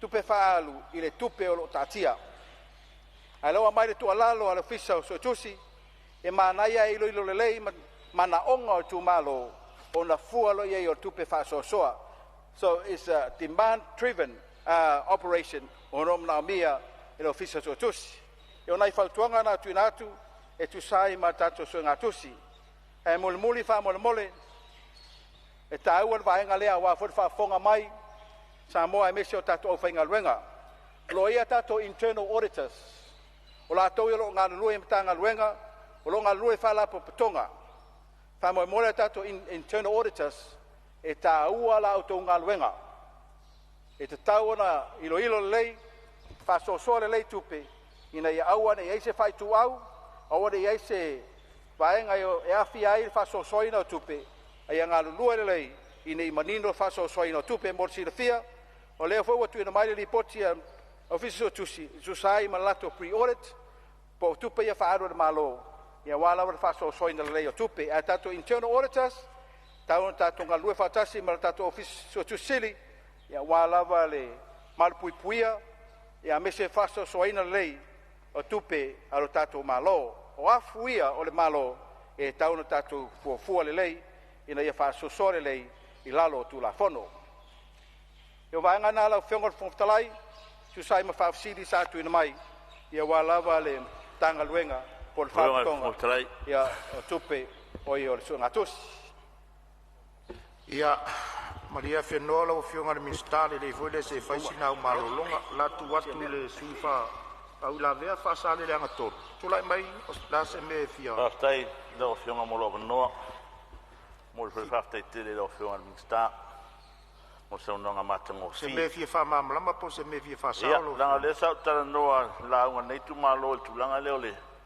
forensic audit le sa o talanoa te paolasili sa te atu le nei tumālo le vaiga malo pe o mai aona faatino o le tanoa mai o le independent sa foi al PDO le ia le gangana pa wa le nganga sa faafasili pe o faatino o mai aona faatino o ani au nga o iai ia tu mai le Palemene la ngai tasi 5 miliona tu pe na ro tatu malo i faatino nga ngaluenga lea awala ni fautuanga mai ai ia mai tonu tatu lafo aso ia o ngā mo leanga i luma wa fu ni fale tonu ia o ngā mo fauseina o tatu va pio ngana le sa fsiri atuai ele fsiri atu po ai tonu tanga luenga ro ia o fsiri sa tu na tu lo tele awale tu malo fa tele fion tele ia o le faftai su ia tu lava no lo fion mi sta sa no mai ai tu sa le fa ula vea fa sale lang tu Whaftai mo le lau whionga whongwhitalai, I whaftai fo sui mamalu. E le ai, e le anolo whionga na saunoa e le forensic audit, sa saunoa fo inisio sui mamalu. Wa utali whalau tele atu, e tu sai ma whafsile atoa whionga, ai atou whingano mali lie. Pe ono tuina atu, le li poti wa taunu mai, wa mai alsu ngatusi. O le teimi nei, o lo ngalulua e le tato committee, le steering committee, e ilo le li poti. Ia amaya, tuina atu le tato Palemene. Ia wā foi le iloina ma le talanoina o le alipoti. Ai wale pole sunga sui mamalu, ua mai a sunga tusi, o temi nei lo iai lana process o le whātala talanoina. Ia wā lava le sila fia mamalu o le kapineta, ia ona tuina mai le i le tātou a Palemene. Ia wā foi le sila fia o le tanuunga o le asu ngā tusi, ma whalo lava. ia malia whenoa lava lau o fionga le minsta lo iai le tutula I mai la fionga le minsta o tupe, tula mai la fionga le minsta o tupe. Whaftai lo fionga le pongwhitalai. Le ifso soani fo ile o le sanga la fionga le minsta. O si fia o le mta o pule o tato forensic audit ia. O le ta pena tua le minsta o tupe. Ia mo le wha malam la manga fo i o le tele o silin tu ina mai. Ma le wha alo alo. Ma lo whaftai, so son mai la fionga le minsta o tupe, ia le o fonga mau o tato mota. Fionga le whongwhitalai, whamon mori. Ia o lo iai foi le whau la vea palauli lua. Ia tula I mai la fionga le sui e sauno. Tei lau fionga le whongwhitalai mo le awa noa. Sa dei lau sia ngā ngai. Whala vila vina le saunoanga le fionga le minsta. Se I sa ausi fo tūlanga o le saunoanga e. Nau sina mai ngarai titia le e fia whamanino ma fia whamalamlamba. Mai an e uso whamaumaunga le tātou mauta e meisio le whafonga le tātou watunu. Ona le e manino au whala le saunoanga le fionga le minsta le tūlanga fo isa fesiri ai. Peo leu te tau popole I le whai po atu o tamaita I Samoa I foreigners ia mawhai pisinisi le I whamarulu atu o le anganga mau o lunga. This is a very serious issue te mili nei and it's becoming a concern. Le ala na sa avatu ele tu alalo ma le tau le mau ile aso sa avatu iso ma tu vai inga. Ia si ta to ai fo ia ele ima mau atu sa o tatou to si dam tatou va ai. Wa ile si no ngā tupe fo le nupi fau to tau fi mai ale si foreigner la hal au tau finga sa tau fi mai lon to lua Samoa to lo vai ane le mota e pe ona yanga na le sa tau avatu ai mai se o tu langa fo ile le fa faingo fi ona faia la to business ia ai o lo va ai ta to loko se mai se ta to tanga tanu o langa mau lungo ta to le mota nei mai se tai o le tunu ia nei te o ta to matau le lawaman ia e ngalo il fa mulio atu mo tae au male lumana I male nganga I tumu fa lol ma lo whaftai sau no le sui ia e sa o leo te mai taua sa sau no le sui le tūlanga fu le lo o so tanga ina ua wha I whawhai poiponga ia aeria e whatino ino business ala whatuela o whiongan minsta sau no le atoa mo le anua le vaenga le Whaftai lau whionga le whongwhitalai ia au le pole sui mamalu le au ti tilo ia in tanga luenga e tu sai ma finangalo on whalia mai a mesi fo le vaenga le pe ona e taua. Lau whionga le whongwhitalai o le vaenga mulmui o lau portfolio po le vaenga o tun mai lau tulanga wha minista o le vaenga le lo fisa o tausi ma vaenga. Sa noa stasio sui mamalu ia po o whaalu lau le tato tausi ma vaenga po le alme o tupuai ia o te whailo atu au le popole o lo ngai oi lau le tato ofisa lea po le whaputonga o tausi ma vaenga ia paula o whautuanga te loa fia sila fia nisio vaenga po na taua e lawa fionga ia lo o whatatali me lawa tato ofisa a tone lei lea e o whai e ona talatala noa I vaenga a lo le lei vaenga uma lo ofisa o lo le lei lato wa vaia malia whenoa lawa la o fionga le minsta a o whaau au pere forsanga matango se tuatua le avano le suyo Whale atu tas. O lasa meo whina ngā roi po se mea tui whiwha mamarama pe whiwha Sau nanga matango fia le whionga minsta. Ia nei fwisia ngā whape suoso e vale I ngā ruenga le uwhai ngā ruenga. Awal mea sa awhia tuaila ngona. o malu puipuia ia le tūlanga o le public trust tūlanga le lona vaenga foi le lo le whaafoeina o este tausi tupeteu whaamavaenga mawili ai a whai o saunga le mu pe o le mena le tau pupole ai o saunga le mu ai a whai o la e silsila iai ma a fiana il vaenga le au su sili ia ona maanei foi lea ai whaftaila o whionga le mista ia leo mauatu finangalo ano o fale atatas ia ona o le sa whaamawina i mata upolo o a fiailona siona inga ia e tuatuele avanoa lo fingal mista whaftaila o whionga Fonotaga ia sui mamalu ia awale popole nanga le ese o whaamaunga ia la lata le finau ai mai le finangalo le au titulo ia tu sai marvanga taua pe ona taua la whionga whaftai e sila fia ia lo le lei lava fanga solonga tatu tausima vaenga ro ia te au le lipoti whao mai ia mau titulo nga ia tu sai mar fasolonga tu pe sa le lei lava ia te taua ona sila fia le malu la tunu ia wa foi ngaluenga ngai taua vaenga tausima vaenga ia la to tupe ia mesi foi o aseta ia mesi foi tulanga o fanua ia whaftai ia le vaenga ia o le la titulo ia tu sai mar le whionga le sui malu ia ua maea manaonga sa u whamauauina ia me se foi tu sai ma finangalo ia me se foi o ngaluenga lelei ia me se fautuanga sa tu ina mai ia ua ngalo na whaleo na ngā whaftai tamai taipule ia me se foi lo fisa o tausima vaenga ia wa foi la topito la au tu sai ngaluenga lo tō ngalulue ai ia e la tātou ngalulue lea fitu alima mai aso tari tonu o la tātou tal noa pea ngalulue pea ina ia sai ili avanoa wa se manuia Samoa maona tangata. Lau whionga Fonotaga ia ona o te foi atula ia wa foi sau whaftai lau tu malo. Ai lewa tuan whaftai tunatu na ia mana onga ia whamole mole whionga Fonotaga ia sau tu malo ia mato mana onga ia whaleo atu. Mua ia mato awala whaata sa whatau nuu i le se furu tau sanga taluai i lauli mai se foi le tongo ma vai lele me se foi whangali si le tala atu whamolmole mana o mira so swani o whionga le minsta ngaluenga titele ia mana o mia se toi sila ifo e ile si awala na i si wai wa matua ia whaina lava wa le toi au ngā wa le toi se tā na le pefu lava wa whaina i a inga o no foi ma wale to sanga le mu awa foi le mamalu o lo afio ai ile tule ila uli o si wai pe foi I vai lele martongo e awala wa umona fata tia ma fata wa to leanga foi le sio sa sio lai e mana mia to ri sio mata to vaenga na e se foi lo no fangali e la to awala ia lo na lua mato manaonga fa molmole e tato e tise ia e malanga ile po ile mato tu malo ia na o I lava whangali I lo tau wheololo ai mawai le moli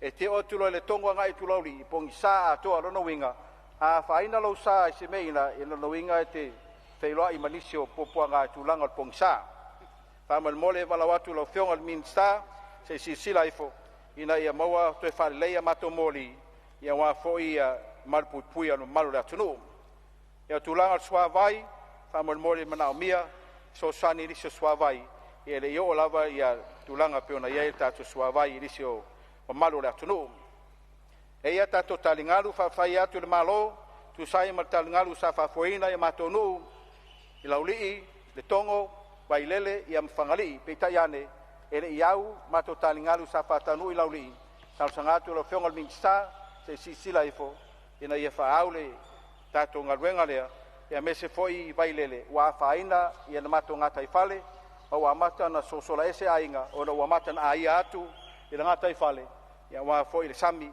ia mtulanga wha pena ia vanga muli o mato tal sanga wha mole sunga le minsta o talonga ia sila fia to tele tatu man Samoa le fitu tam whanau le tu malo sa tumtumwa timina le sang pini le tatu au fitu o Samoa ia wha mole le ngata talonga lakapi le leis tamata alo talonga volipolo me se foto Samoa mal basket polo talo atu na whionga e mana mia se mato sports park whai mato talonga wa hoteiloa a lelei I le aonga a lelei talonga ia wala vertalen di foi ele atua e ona I manaonga se mato tu malo tu natu la whionga fongatalai mai se mamalu kapineta sile foi fa mole fa tale ma sa fa talanga ia fa tayat se tu malo fa tai la to filinga lo fa tawa ele fa ngofia tato fa nga palota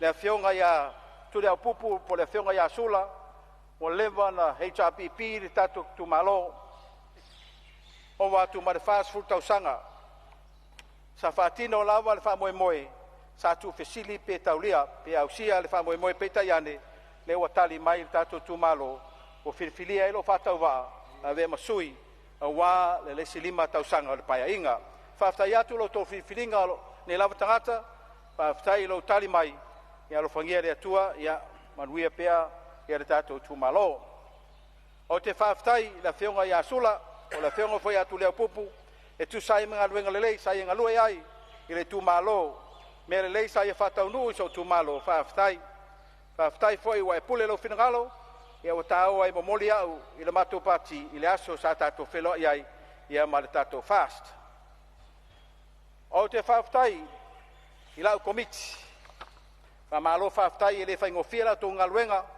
sa to wolo ngi ai ma to nga lue puno wa ai e wa fo se manuia o le fa nga palota o te whaftai i le mawhtanga so tu malo ai mese lo nuu i Sydney Australia a malo whaftai i lau tau langolango whaftai foi lau tau tatalo sunga le whawhengainga sa tato wheloai whaftai foi i whamunianga so tau tuna mai ia lofangia le atua ia tali atua le atua tu sai mo tau mawhtianga a walo tau naunau mai lau tau sui na iau ainga ia ainga i lauri o lo matai e swafa paunga fa ftai lo fionga le niu fa ftai foi lo fionga leota ma leota tatu ainga sang se ia mese foi lo ainga vai lele la ainga sa teo matavui fa ftai lo to langolango lo to wololongia ia wa foto manatu mai ila auto ona o le watali leli ia vi ia pele li tu sai malan fa sino manga mo tatou fa leo la ona fa ftai ina yo to fa fine mana ya uso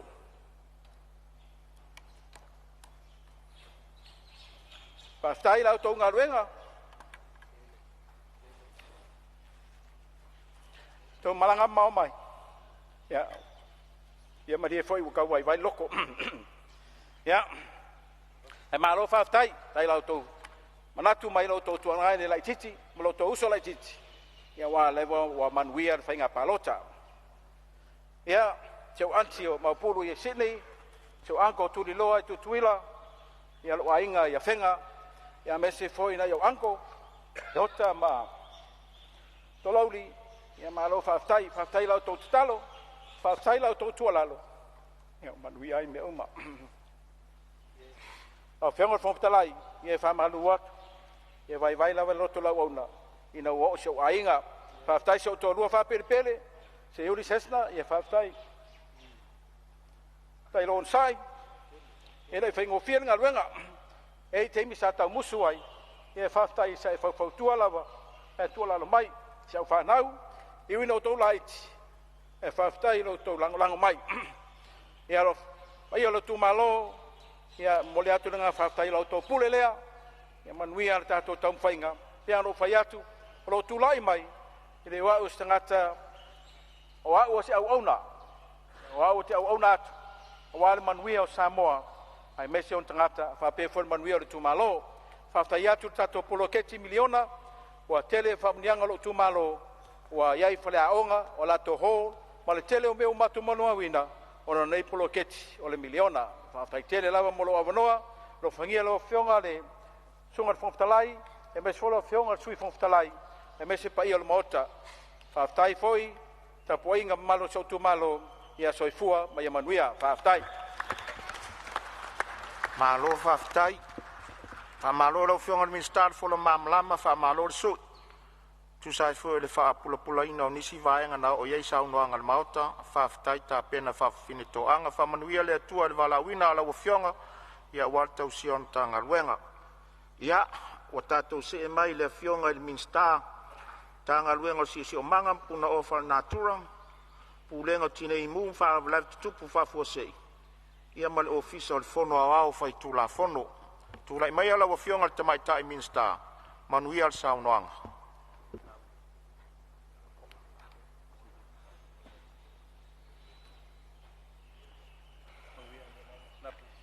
Aftai atu I laua fionga I le whongtalai mo so avanoa.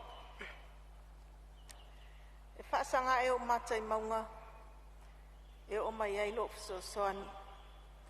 O lo fso soani e mai ai o valea. O le na whaia le langi a toa ma lalolangi. E le tu ina mai e ia ma peva lo vai. O lo leo leo e le tuli mo e lava ia. Laua fionga le whongtalai. O te tula I atu I le awa ma le whaaloalo. E whaaleo, e sao nei usunga fongo, e winga I le tala whaatau o tupe, o lo opea nei mauta. Hai le ila aloa se whamtalanga. O le au le toe whaloina, le awhaloloa, pe o te toe taltalaina le fue lave lave, I opa ia Samoa. Lango le fue taltalanga tā, o Samoa lava ia, o le atunu ua uma o na tofi. E tala tautonga, ai tala tofi si o tātou atunu o Samoa. O le melea o le anu atu ia whaatinga o tau sala, o upa ia, o umamalu, o le ale o a whea I se whamtalanga. Wa upa ia lava mai le vavau, e o le whaavavau, e lenga whatau li maina, se tala ale au na whatau waa. Wa o lele wa mai o na sausau no iai nisi, o le maota nei. O te whatalo whatu I lau whionga I le whongtalai, te nane lau whionga I le sui whongtalai. O te whatalo whatu foi, e lau whionga I le li Palemene, e ui ele o no foia le no foa tāwita. O no saire ngā tonga fiti, a tal tonu whamoe moe, o loo iai pēa a au whaamalo lo le atua I lau whionga. A talo whaatu I lau whionga I sui Palemene, lau whionga toe lupe, ma lau whionga mulpola. A talo whaatu fo I minsta o ka peneta, a mai se minsta lango lango. A talo whaatu I lau whionga I tai o le tuangai, sui tai tai, e se la whionga I sa whaapita e ui e lo no foia lo no foa. Ai whaatalo whaatu I lau whionga. Tei nane sui mamalu umol nei usunga fono. A talo whaatu I lau sunga I whailau tusi, ai meisa sui whailau tusi. A talo whai whaululunga o mtanga luenga, whalam potkatonga o tu maoti, ai meisa I lato uma tofu sao, a wale manui o Samoa. Lau o whionga I le whongtalai, te manatu o se avanoa leilea, se I o ua o atu mua I se o utu malo. O te whatalo whatu ilpa ia o lo utu malo, sa whata mua. Whatalo whatu ilma malo o te vai lupeina lava ma le anganga whaaloalo lava I whaamalulua tua vai lau o whionga le minsta, ta luai ono tātou tau nuu mai fōri tātou malo longa masani. O te vai lupeina ali saunoanga ono o tātou tūlata mai e taimi o le malo longa. Le a maua le avanoa to e whaawai lau saunoanga mata watu o lera e pai o le tu malo. Ia tonu tala whea ngai fo ilea. Le a whatatia ese taunu manga le whono au whai tūla whono mo lana malo longa 15 minute.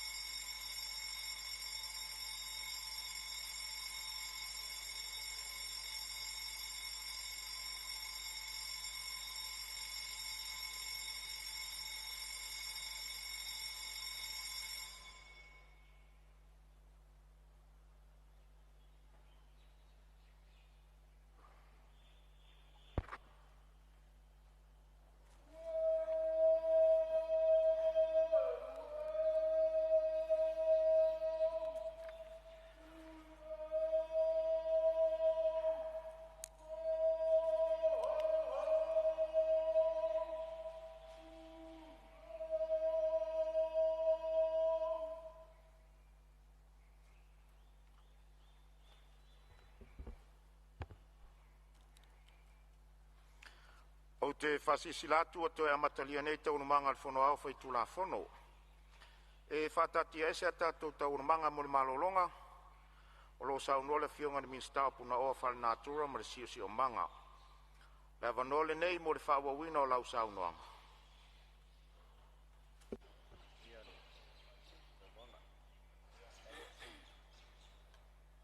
O fionga le whongtalai, anatu a sao ialo le tan ngā sua al Palemene. O mawaise whaasinga malosi a wale whawawina o Fonotaga. Taltonu e le malolonga ua o se tala ilo utu malo. La o fionga le whongtalai, e whaawau pēr se tala mo lo utu malo, te whaatalo whaatuail pa ia o lo utu malo, sa whata muamua. Whaatalo whaatu le mamalu au whaalupenga, ma le nofo e kalesia o tātou i tu malo. Tulona le selafo o tuta whaitoa mo usava valoloa. Tulona le maltupu mal malwee o le tātou i tu malo. Tulona le autawoo ma le autolo popoto o le whale upolu. Aunga whaapae ma sa awao, whalitua matausi, aua au manga ma au manga, e o lawa i tupulanga o alo ma whanau.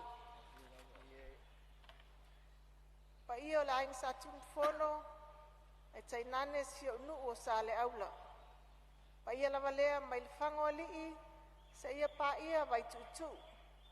Le afio ali e lua ma le maupu o sa pesta ma le uso alii, ma liu mai sa le aula ma lo fale tufunga o oe o le pule. Afio ama ma foa, le sa ma le uso alii, ala le tai sa seve ma le nofu a whanau. A fio tawa ma fe mata. Se yuli mal maupu mal tama leuso. A fio anapu mal tooli mo walo. A fio la o fio ngal maupu tuinga mala. Le ingoa matua ya tuinga leava. Vali tolu ma inga ilua. Le mawalunga la nao si o tato tu malo. Tula ilava le neitai au tono Palemene. Ma le loto mawalalo. Ana wo lo oe lo itu malo. Wa malama yo ngalu Samoa yo tapa falupea. E te tango fenunuti na msala. E te sisila fa fofoa yo le tanga. Paftai lau faea ma lau faaloalo.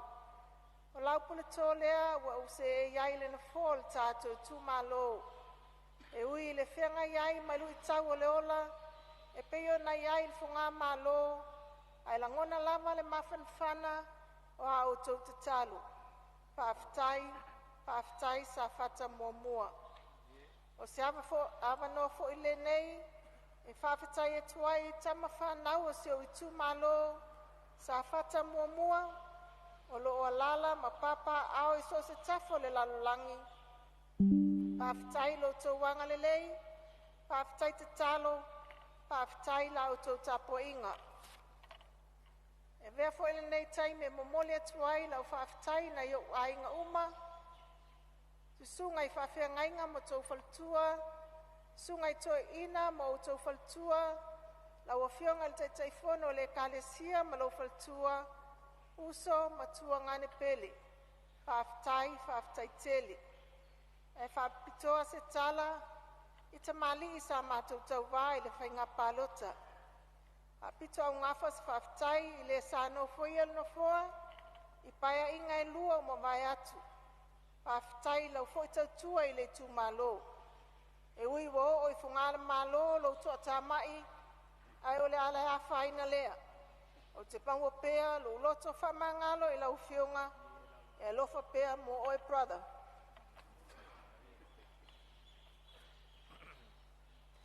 O nā ngai leo se tala i mtanga luenga o lo mātou ngā lului. Tanga luenga puna oa whanatura mal siusio manga. Ulenga tinei mū ma whaalawe tutupu whafuasei. Male ofiso al fono. E mamoli ai lau whaafitai te maitai ofisili. Ma ofisa lango lango. Ai maise le mtanga luenga atoa o lo o lātou au nanga. I le mtanga luenga o puna oa whaanatura ma le sio manga. Ngā luenga mo le whaamautino ina o le nofo sauni una o Samoa mo whaalawelawe whaafosei ma whaalawelawe matu ia. E lo toe pō ma le e ilu I tau o lo whiangai pēa ma si o tātou watunuu e pei o na whaafoina e tātou ofisa tu tonu mo whaawelawe whaafosei ma whaawelawe matu ia.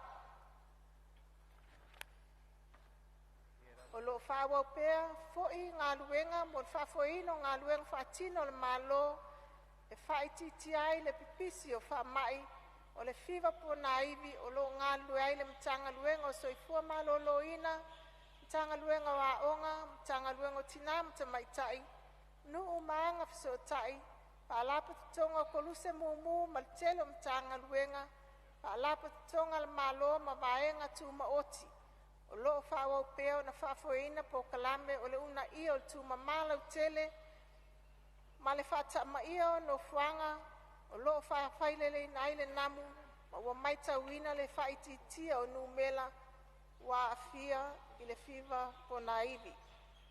Mo le puipuia, ma le whaasawina o puna oa whalanatura, e awhi ai le whaalautelei na wao matua, ma no fuanga whaasau, puipuia o puna oa tau suawai, whaasawina o le ola whalanatura I ele ma le sami, whaapea le atina ino ele ma ngā taifale, o loo whaawau pēa ngā luenga whaatino o le mtanga luenga. O se tasi o ngā luenga, sa ngā lues o sota wawai mtanga luenga, o ngā luenga te tele le malo, tawala atu I le komiti whaafoe, mo o ngā sami wa whainai suau ma maila au o ona, o le whaa tautaia lea o suesuenga, o a fianga I le sio manga, e na ua tula I mai le whaawelawe lea na pauli aile, mangoto aile wa atau a New Zealand. I ngata I whale o tawhitoala, I le aso ono o kitopa luafe lua whaa. Ua mai on whaatina suesuenga, wha le sio manga le malo, ma o loo tālia le wha mai e ina o nisi o suesuenga tuto tasi mai le malo New Zealand. O na wha mautu lea o wha maunga autu, o a fianga mai lea whaalawe. O loo fuafua e whaatino I le tala whaatau e tupe le tausanga nei fisosoani e amatai po kalame mo le toe whaalelei o le sio manga whaapea le tali atu I a fianga mai le nei whaalawe. O loo whaawau pea o na ave whaamomua le malo I le whaafoina le lei o taota ma la pisi se I tulou o loo iai fuafuanga mo le whaalelei o le nei au nanga tāua le malo e au fiai mai taituina le lei o le auino le lapisi, whaafoino no fuanga lo lafo iai le lapisi ta whaingata, ma vai a ata, ai mesere mataituina le lei o vai la au o ona, e ono lama ti ai saonga le mua sua vai, mo le fofonga tau mafo le atunu. O lo whanga solo, whamae ina, ma ua whaalawi lo alo ia, fuanga lon tolu Samoa, mo le tui titia o kasa kaponi le ea. Le masina nei oktopa au le whaatautaia le whongtanga lo na tol fulu mo swing o le tau I Brazil I a November o le tausanga nei. O lo whangase lo fo il taim nei peutunga inga a tumotu la ito le Pasifika ma Australia I langa tau o fonga mo lu swi o le whongtanga lo na tol tasi I swing o le tau I Australia po le tūlangi o le Pasifika I le tausanga luafe maleonu. A whai e whamanuaina le tauafonga Australia o le awea lea mamano le lei e whaalawi lo ai a fianga o ngaonga o le tau o lo a fia tele ai atu motu la iti o le Pasifika e pei o Samoa. O nisi o la tauna, nisi o sui mamalo ma I tu malo sa siringia tulanga I lea mtanga luenga, taltonu e tos fulfa I la tau sui mamalu sa siringia e winga I tali ngalu. Ua whaama wina le tau sanga ma o le fisotai le mtanga luenga ma le komiti ngā lua e awhiai mtanga luenga te tele ngā luenga flawa inga matina e te tele. Ma pulenga flawa inga le lau ele i se ase singa e whaamautu ai le talsanga le tu malo i le taim nei o lo ta otos talsanga ta wala mai le pulenga o tangata ta whauma i whafo. Mose fisosoani se tasi o no fuanga tulisi ua mai a asia ma tu i tutono fuanga le tanga luenga. O i lato umo tu malo sa fisilingia le vaenga ia o le a nga ia tu iai fisosoani ai tatia mai o tau mana onga.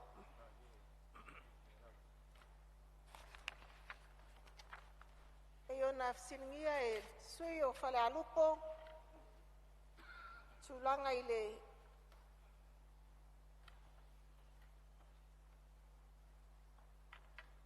le tise masi anga whaafowina aftai o leo whaamawina talsanga o lo titiro na tanga luenga i poloketi fisosoani mai paanga o le whaatino ino le nei fisosoani o le taim nei o le malo New Zealand e ala mai whainga paanga ma le malo Samoa e tali atu i afianga mai swing o le tau o lo whaatini ai nisi o pokalame malsi anga whaafowina e tolu te malima milionga ta la u whaanganga mo le una ia o le whausia ino le tise po malsi anga whaafowina e awhi ai le la ma e mo mia nisi poloketi e siti ai le numela o a inga awai.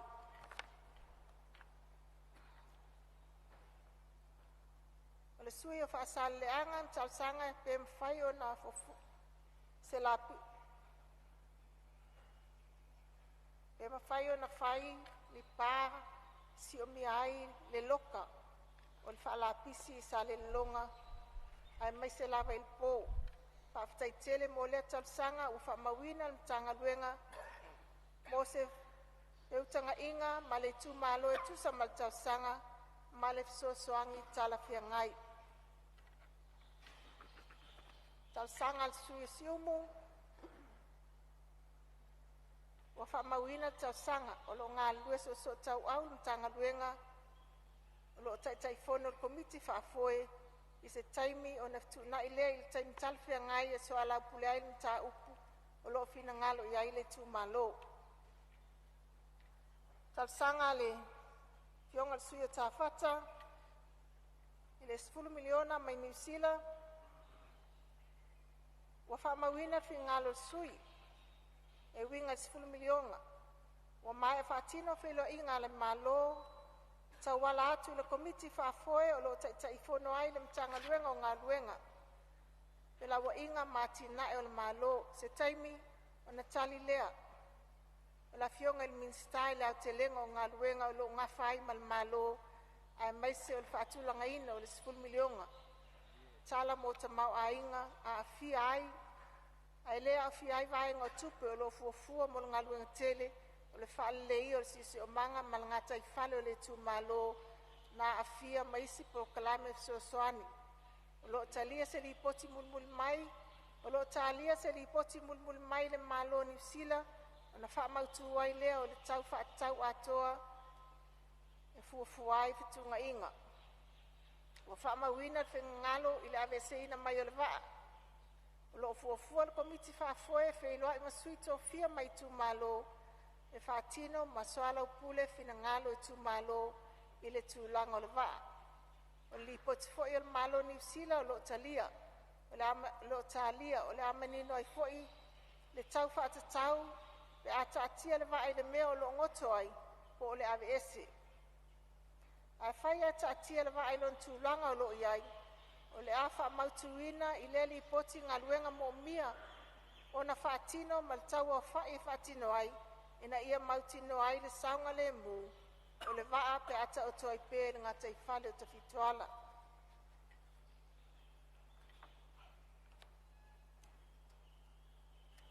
Tau sanga i le asui palau i tolu. Lau whionga le Fonotaga. Ia, malia whenua le finangalo le Minsta, o lo ie le whaulawea mai sa whatalua. Ia sai tūlai mai lau whionga le. Suis fono. Atonu le mala esel na tu le mala la ufionga le minista. Po se me fi fasao po se me fi fa mamlama la ufionga le sauno nga minista. O me fi fasa o me fi fa mamlam. Lele sauno ia. La ufionga tu mai ta minista. There's mana te fala le te no falele. Wa falongolongo mal to malo fo tala. O la ufaya le fo lele. O te momono faftai komit fa foe. Oe ne ngā lurue. Il nei lava singa pe un whawhe ngai mari tu malo. Wa nei wa. O lo tau tonu ane tua oi o tu fitu alam whausanga. Ngā tai whale o le tu malo o sa whanta. In mea tau taftafa le mea tau le awa i ngāwa. O saunoanga whaalele nei tu la o le aso. Ia utalinga e fialongo. O le ale whaia sa umanatu. A lau tiwia wha matala oa. Tiu mawhiwhi. O te moli le tu malo. Whaftai mon saunoanga. Manuel Fon. Ia, whaftai sa whatarua lo sosoani mai fo i le sui o sa whatamua vātu le fionga i le minsta. Tūlai mai ro fionga. Ia, se o sa mai ro fionga minsta se tūlai mai sui palmia o lo tūlai mai. Ei whaftai, a tonu e. Nā le sosoani le fionga le sui mamalu. Ia, ono le si le vaenga lau fionga sa tapena ele. Whamoe moe al malo. I le angai mai i ana tali le nei vai asu. Lau fionga le Loilo, pean sa no le fionga minsta. Lo e toe fatarini sio lipoti. Ina e toe loilo ai, ya le fofanga talfengai. Mo le vaa le ngai lumana. Ono pean sa no le fionga minsta. E o le tulanga na sa tatia mai ai. O e tutilo mai tu uma. Pe a tatia ai le vaa. Ai o lo sitsila. Jo isa no le fionga le sui mamalu. E sila i le option. O le ave ese. O le va. O le polenga lau fionga. Ina ne e. Peon sa no le fionga le sui ma. Ina ne te pena ese le fina ngalo. Le tu malo. E le ima ea. Ta penanga le malo. Ino ne te ita ise hina le tu malo. Ini ta penanga. Ia oni. Ona ole. Saunanga ole ne ata ea. Pea no fai atu sa te pena i ka peneta. Ia, ile lava ia so te. Ono fina ngalo le mauta. Ta ua fina ngalo le mauta. Pea no fai fonga lau fionga fomtela. Ile fai ta ua ni fai ngā malo. I manatu uma ma saunoang. Ai tu malo. Pea fai pena lau fionga. Ia, ina nei. Pea vai ai fina ngalo le tu malo. Ai le ia mai ata penangan malo. Manangang fai lolo. Ya, sa lo le mau mai finangalo o le Swiss fono sa fata, ya, o le lava e fai fetuna inga. I se awala le ima saunga le mu, ya, e fatino le vaenga le, a le we fa fonga mai o le li fan malo e li fai lo finangalo. E si vaenga o e finangalo le. E moli fa fteite le saunanga e la sunga le. La ofionga le supan mia. E mali al falong. O le nei foi tu malo. Taluan tupul nei fa la vla. Pe tu so le fa valu na fono komiti ali tu malo e feu tanga i nem tau me le fa ftai ai dai e se nganga e so sofa fu fuanga tanga luanga pe matu te ai ai paul me matu tal noa matu tilo optionia te sa no ai a wase le o le malo ia wa fu se le o tu malo lo fionga su par mi fa ftai ya malo fa ftai lo fionga le ya lo fionga su par mi petito e fa popol sa no. Ben la dita mulet le ngang faftai. Ele to fa tamal fale wale. Tena yai mole. Aing satu mfon. Ma tu te matua tuina, au nga luenga tatu te nga lue fatasiai. Ile amatanga fo. Oh, ile amatanga fo. Ina ia manuia se tatu tu. Ngang falot. Ya, malo faftai, salo lewa no fale ya satu ya ma de pa ia fo le tu malo la inga malos. Ya mese lo fionga le tamali tu malo ya le utari mamala malo e tatu te faia fo fuanga mfata to ya ono ole manuia ma le saunga le mu si si manga malo faftai la tua tula mano e fa wo ma saunga nga lo fionga mista au fionga fo telai faftai le Fionga le sui o sa fatalua mo lo fin ngalo mamalama. Na o mai lea i le talsanga le sui faleata mua talsanga ina le ilo ma tutoa pe talfenga i le cup and bready.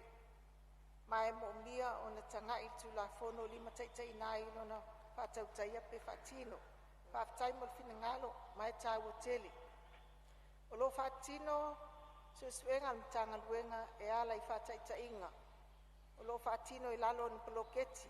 Wa mai a fo yon tu wina I lo official lo yesili tu la fon tau whaofi mo tali atu swing o tau.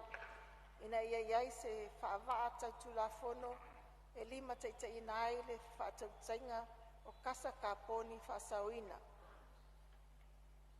O sui o palau li tolu talsanga I se fufo mo pae I vailoa lea tafi ai ele manofuanga mawalunga. O whamawina talsanga mo le ilonga mtanga luenga mo se fisosoani talwhiangai e whiutanga iai ma le tumalo ai mai se poloketi e ona mawhai ona mawai le fisosoani.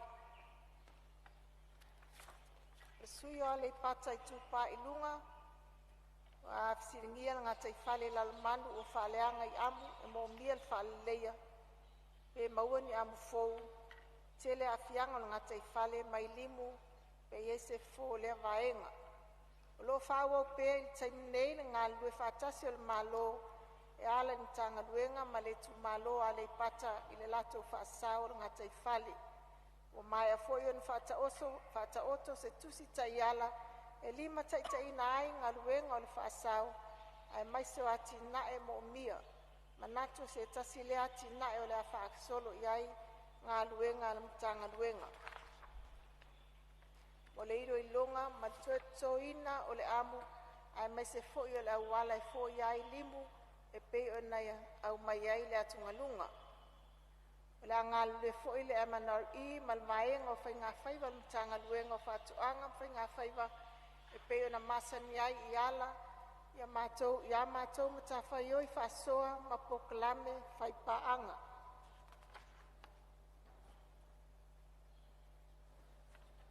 Ia manato nisi nao vaenga sapsinia mai I le mtanga luenga una oa whanatua ma sisio manga. Ia, Maria Fenole, Finangalo le Fionga le Minsta, o lo tulai mai whau la vea whare atu. Si vaenga le fionga whamamalama lau fionga whaftai le fionga le Minsta I le tali whamamalama. Ai sa whamamafa lau whamatalanga se matau pole se matau fou o la ngā whawhia le Palemene nei. Whawhita uli le I tono le, a tono ul teimi nei. O le lobo whea viking ka vale o whara I solo se kulou. Le sa watu le whautuanga mese masingi ke le vole le mo I whafoe. Tanga luenga e la o masingi e ka vale e omi e ima koe avi whafo. Sa e inisi sa whaila o nanga le mo mua. Ia o le te whaia fo. E tanga i e vaanga le o se mea tauna avet wha mo mua. O le si vaanga. O le wa tatia maritala tupe au tou di tupe lima sela wafe. E fo e maua mai le levi le lungo the waste levy. Rono winga. O na o yeise whainga wha vai. O se fuanga au tou. Fua ile tupe le wa mai. Pe wha fea o na awa nena fsiri. Maninoa. Pe wha fea o na tou whaia le tax. Ai le o se mea fo I o le a ono a tiri ena tele le la pisi. Le vai. Malfalo lava. Haftai. Whaftai sa unoa ro Fionga le sui malu. Ia, o lo tūrai mai fo ile si whau la vea ia le sui o whale ati tasi. Sai tūrai mai sa unoa. Sa mea fia whasao po le. O Fionga le fontalai ona sa fia I lau whala waitele. Ia, sa unoa. Lau Fionga I le Minsta o le MNRE. So tai le ma le tūlanga le o pulenga suavai. O no lisi e ale tunu le whaatino le lisi le MNRE. E fōlinga mai fōile le iei lisi le lisi tangata la nofo il whanua. La nofo il whanua. Ai leo matua sa I lia le mai le ofisa o whamisinonga whanuma suafa. O ai le pule tonu il whanua. O ai leo wai whitena inga whapena o le mai o lisi o whao ngā e tangata le nofo il whanua. Ai ese tangata e pule whanua, longa lua le mea o te whiwhisili ai. Le sa u whia mana o mea se whasosoani. Pe i se malo si anga o le matanga luenga lātou te extending ai e lisi. E i lisi wa expire, a su e atu. Ua extend le matanga luenga. E unoa ma le longo ina o tangata e pū le whanua. Te whia manino pe i se vaenga tu la whono. E o iei se malo si anga i le matanga luenga. Lātou te whao popo ina i lisi. E unoa ma le sila whia le tangata e ona ina whanua. E o lau tau so se natu le lau whionga ina i mwhaina mau aise maa anga whamon mole. Aftai lau whionga le whangtalai. Se tu rei mai lau whionga le Minster. Ia olo e fo lisi whau la vese tu lai mai le sui palauri. Lau tor. Tai lau whionga i le whangtalai. E wo tu lai atu ma le whaalo alo. Ono leo se le saunoanga le whionga i le tamaitai Minster mai le vaale i le atu sa whata.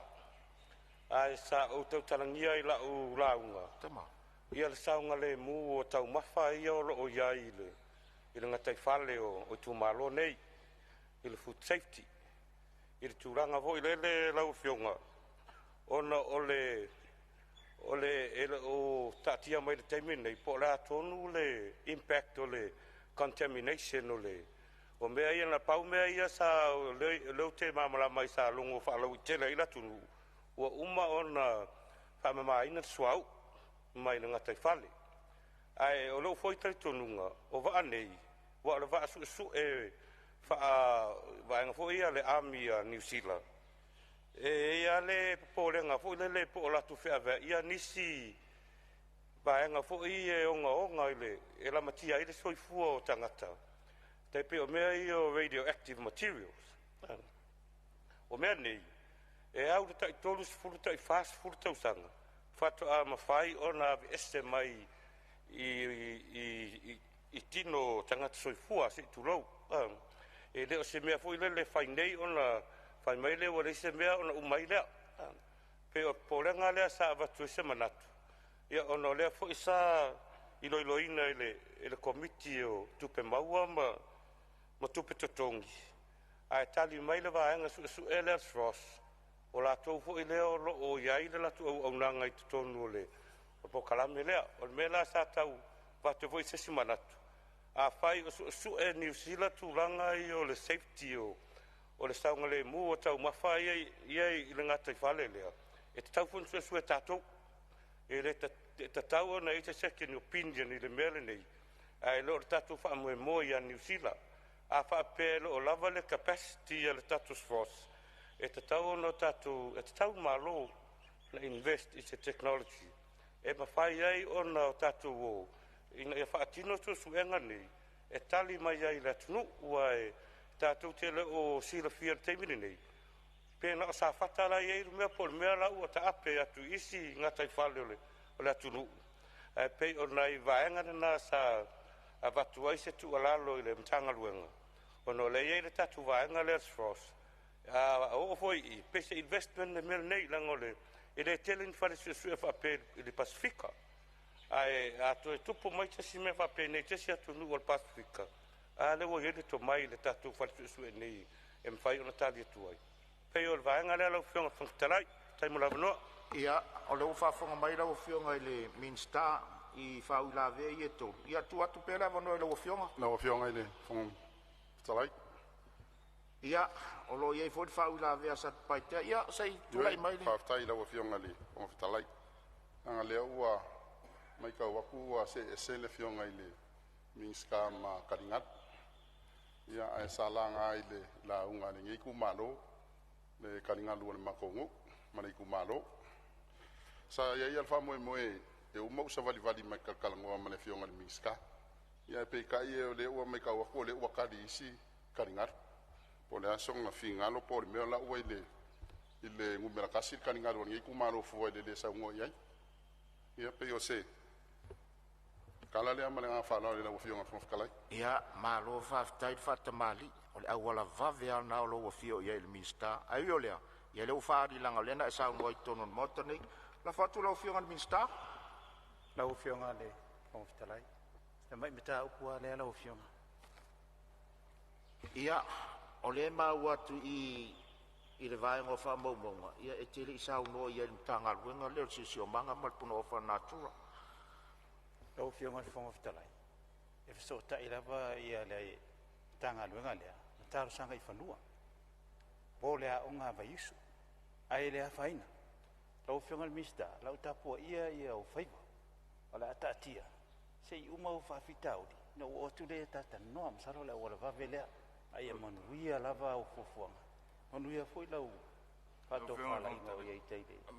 I le whamsinonga. Ma le awa lava whawhitai. Ia, whamalo whawhitai le sui o whalea talua. Se tūlai me lau fionga i le sui Palemene. Ia, e na o susone atu pea ona whalalano atu le lava i aso te. Yo le whatua lima wa i aso o whainga malo. Ia, o le tatalo le nā. Ia le whau la fo mai sa unanga wha i tu. Ia, e te talo tuai. I tau si mamalu. O uma nā futia walu sa tātou fitu ia iai. O le esa idi le atua le wha mai moi. O le tau mawhainga. Whionga i le minsta. Tātou wha maria tuai lau whionga i so whaleata.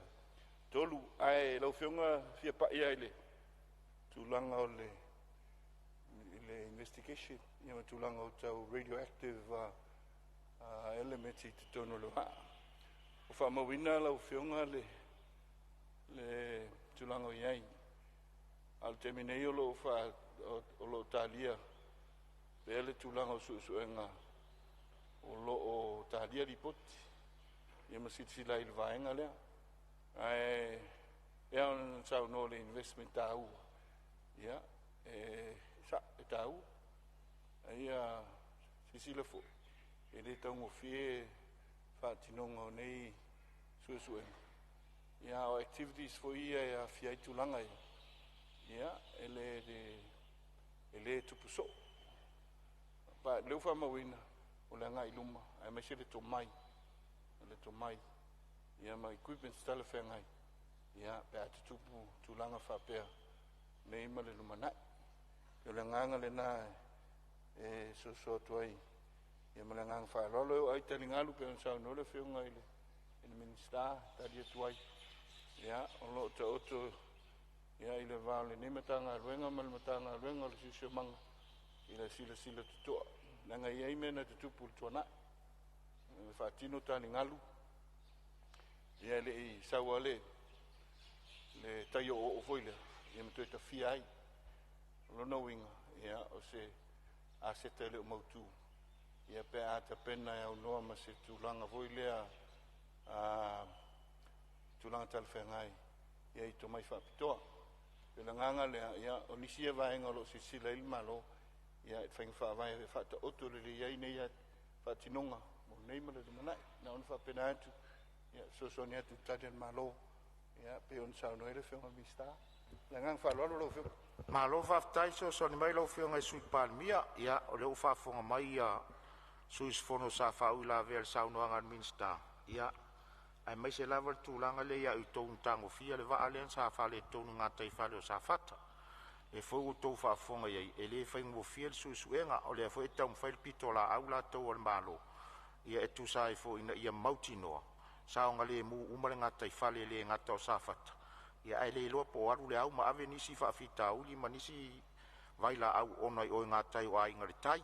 Se le lau tōu whaafonga ma iei. Ia o le la fa mautu uma le malo tu unga ma vaenga uma na ia o tu o vaenga vo e winga tari nga le to fa fonga ia le tari mai le malo e ila va fo i fainga fa va ia mautu na ia le ngata e fai a ia fai ma le mauti no te le taimi e mautu ai le fa mo so ile o se fa ngaru nga fa fainga fiele o yo le ia fa ma sa no nga lo fionga te mai taimi sta ni si me wo ia sa no Taila o whiunga le Fonotaga. Ia manato nao manino ni so vaenga pe una sauno e la whiunga le sui Palemene. A tūlanga pe una sauno mai e le sui malu whaleata e winga i waste tax. Yo whamawina maleangang whaaftailo whingalo.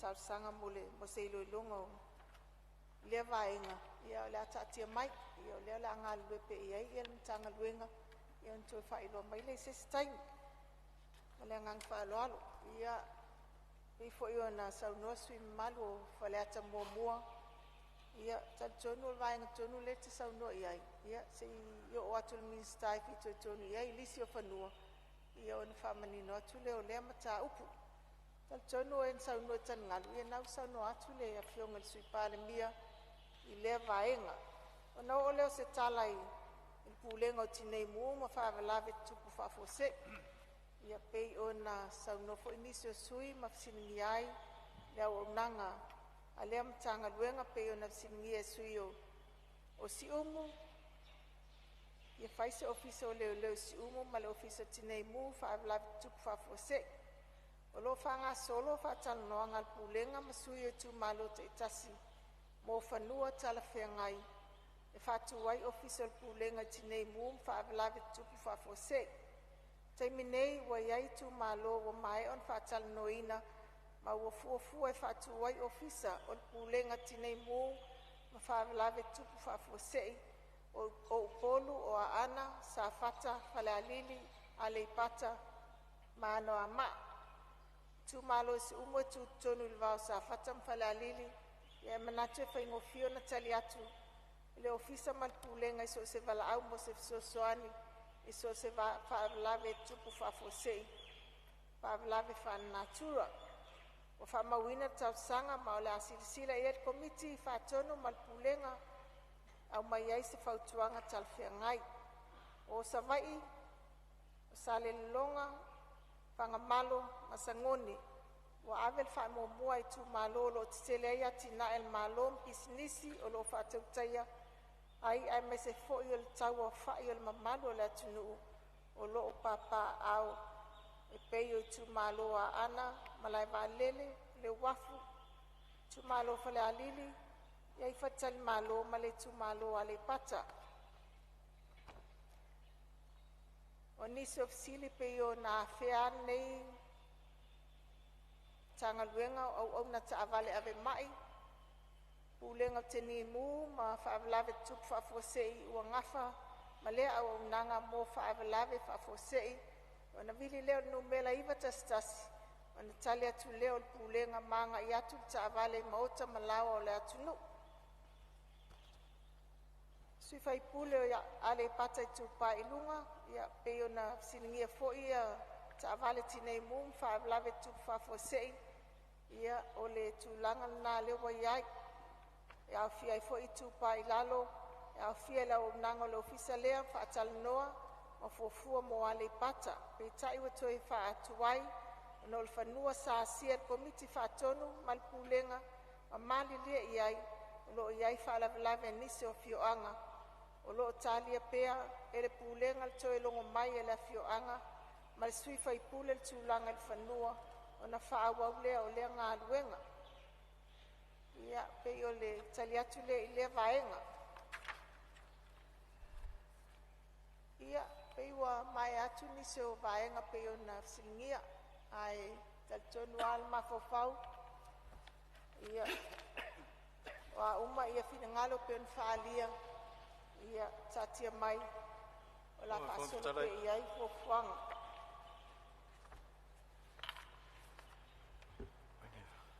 ia ma watolo ia fa ula vea se tu lai mai fa ula vea fa mo bodi sam tam fa la tai sa no as fa mana tu administra si fa mamla o ia luana meta o le tanwina fo i o ngata i faleo ai ngale sa fa le se mana tu nei tu malo fa pena fo mo na taringal na ona fa mau fa la na lisi ale se metau tadi mai malangang fa lot ia fa tai manato la fa mawina le fionga le minstalo fina ngalo sa fa dia le vaenga lea ia malo fa tai ia sa no melo fionga le minsta ma wa tu fo ele o to mamao ia ni si vaenga na la nga fina ngalo mot fa tai la o fionga sui mal o samtam fa ma fa la tai o le fa mawina lo fina ngalo ia na fo wa fo ile tulanga i tal ngalu tu sa school fa tu malo le tal sanga mai ai ia o la whamauina ia ngā lue whaatasi ma le tangaluenga o ngā luenga te tele. Ia ona tue lava o le tangaluenga o i tue lava o nei le fono, le official fono. Ia taktonu a sisir fo il tato mota, ia o fea ngai pea, ia le official fono man ngā luenga tele pe o na iai, ia le falfono, ia o whalea i tu uma e tau na iai. Taktonu taimi nei, o tu sa maltosu limpa seno ngā luenga, ua mai on fausiaina. Ia o whaatupeina mai lava lea e Australia. Ia, lau whionga i le whongwhitalai, manatu ia o mai ai lea vaenga, ai kaltonu ai le nofo i lalo, mulia i se whaafitai, i le tapua inga, alo tamafa lea nganga, sunga ia tēni mpuna, whaafitai lua talo, o maua i pēle mawhanwhana, whaafitai tapua inga. After foi le tātou tu mālol tāpua i mai, ia o manatu lau tō tāpua inga, ia o sawa i se leo lau auna, ia maleanganga whaaftai, Manuel Fon. Ua whamalo atu whaaftai lau whionga tamaitai minsta, whamalo tā pena, whamalo saungi e tari whaitau mai fo inisi vaenga na la ngai, whinangalo suius fono o le maota. Malo whaftai, ia, mamuri fōi whaftai, o le me siri whaftai e se mai ele saunoa ngā le tamaitai ministali, ofisa fōu o le whono au whai tūla whono, whaftai le aia se singala ngā le nei ofisa, lo naui, o lo whaamalia ino tō whina ngaro le tautua le nei ofisa, whālo whaftai, ia, o tātou se e mai le whionga le minsta o tāngaluenga le tiute, ia tulai mai e sa uno e tusa o nisi foi fina ngalo na fia ai le makatanga luenga lo vai e laua fionga manuia sa unoanga.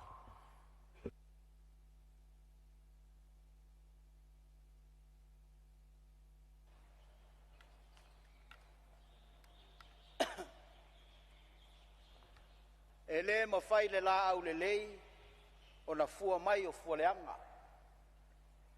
E le mawhai foi le la au leanga o na fua mai o fua le lei. Awala u mai le fua mai o fua le lei. E taia ia malafua ina i le afi. Au le foi tau te iloai la tau i o la tau fua. E le sawatu le malo i langi la tau umo e fai mai. Le ali ie. Na o le na te fai le fina ngalo lo ta mau i langi. Mo le atu le fa malo i lau fionga le fongtalai. Malo le. E o fai walo fi au. Whaftai mo le whaatinoina o tiu te whai. O wale tau sia o le mamalu o le Fonotaga Samoa. Ia le tau selu atu, po se selu e whaatu i tanga. Pa o le nganga whaftai le nei tu aso, pa malo le whaiva. Pa malo le whai o le whaiva. E vi ia le atua.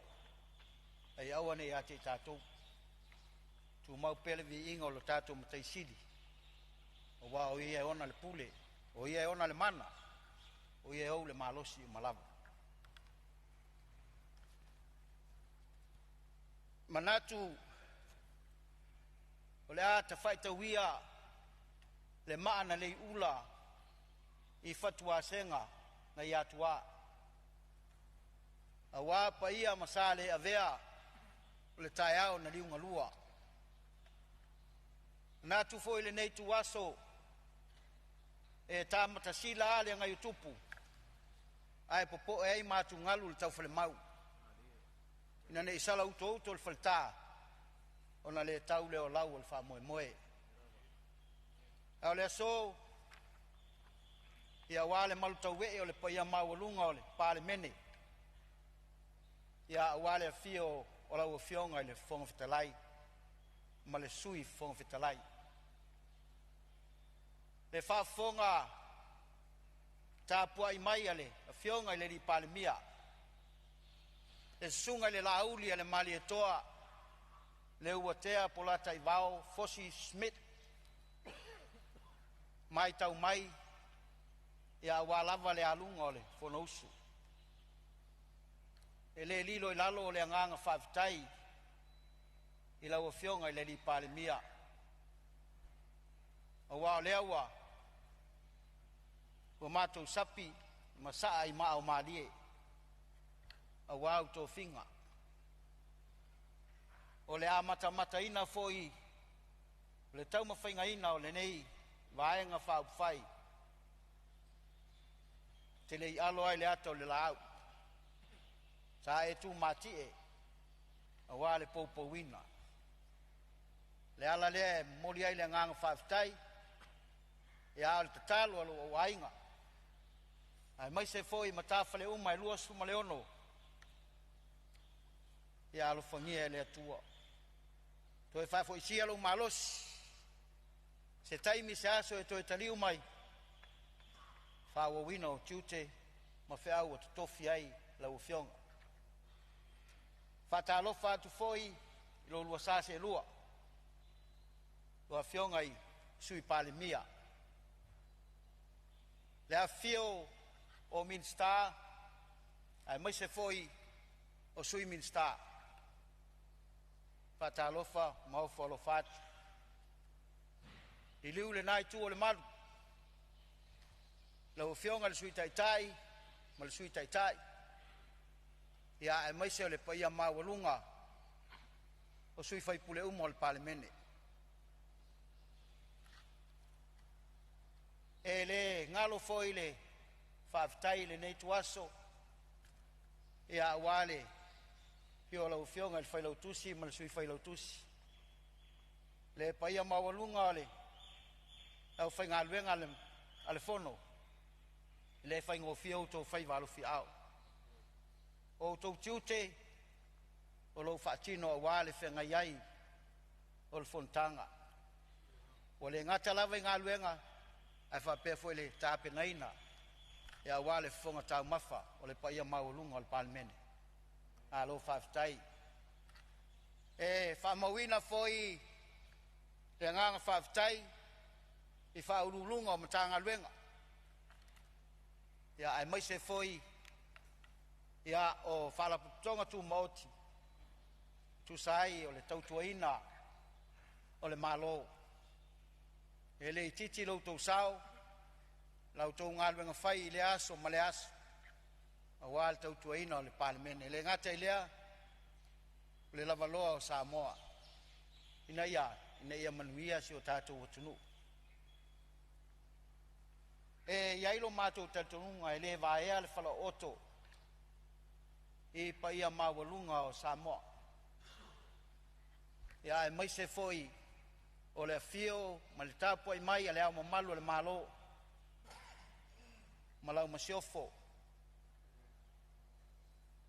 le afifio foʻi o le nofo atolu a sui o sui tofia o outou faletua e faatalofa foʻi i le afio o le faamasinosili o le presidene o faamasinoga ma le sui presidene o fanua ma suafa ae tainane le maualuga o le mamalu o le ofisa o faamasinoga ia lii ma tamaitaʻi talitonu foʻi nei tuaso ia e manatua foʻi le faatalofa atu i le suga i le loia sili ma le ofisa o loia le paia o Samoa ua potopoto paia lava o le aiga o nofo aiga o papā aiga faʻifā aiga ma o latou tama o tama ma o latou aiga tainane le usoga atumua ma pule i tuau ma lataua aiga i le tai ma le vaa o fonti le faagaloina foʻi o tatou uso le motu i sasaʻi e auā le falegafulu sua ma le vaifanua sa ole ma sa le aumua toʻotoʻo le faleʻula ma tama le nua tele ia e le gata i lea o faatui o le motu ia e maise o le latou taputapu ai mai i le fonousu o Samoa o O le langona i le nei tuaso,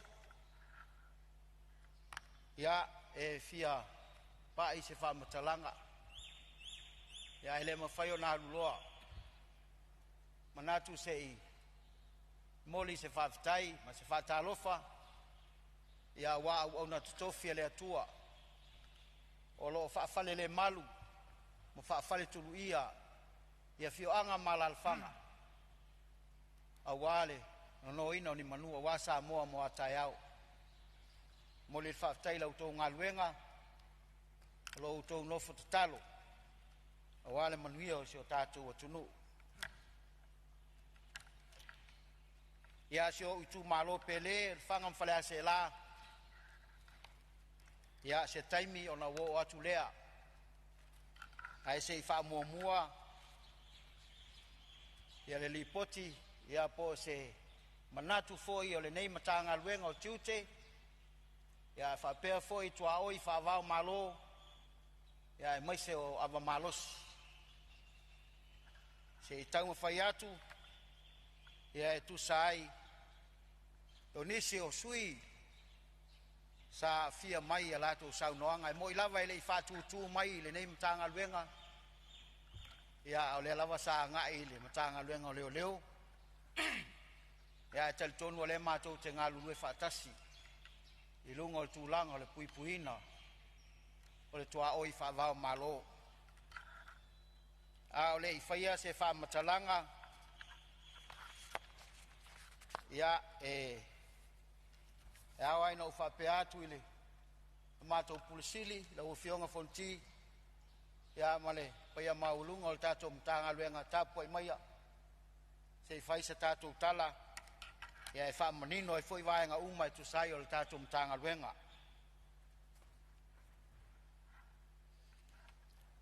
Mo le silafia e le Palemene ma le whaafongaanga le atunuu.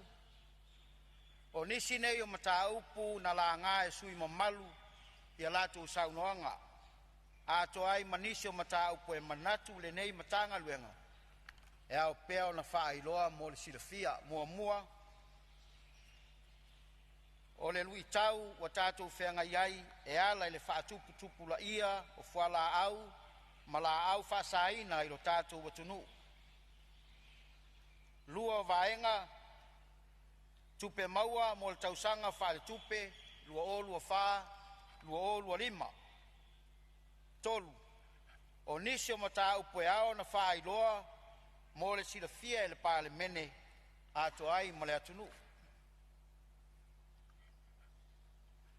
O le tali le nei al matanga luenga e tu sai mo mata upu na la ngā e sui mamalu al Palemene. Mua.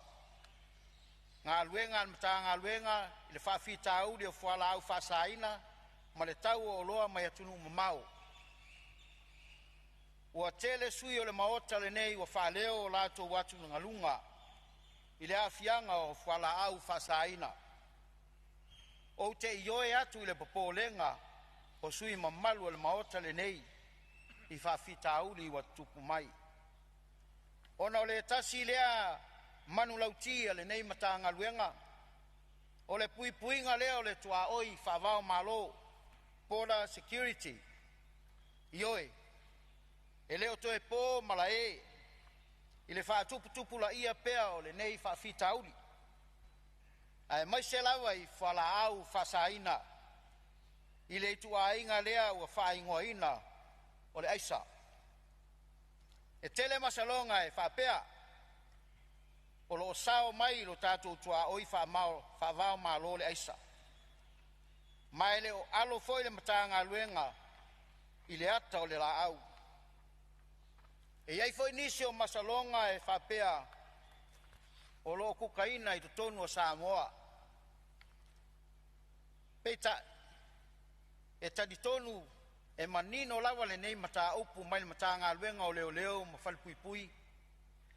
O i lātou ia o lo ngafa ma le saunga le mu o si o tātou watu nuu i lona loto i whane. E leo toi pō foi se silafia i le uti o le au whainga luenga.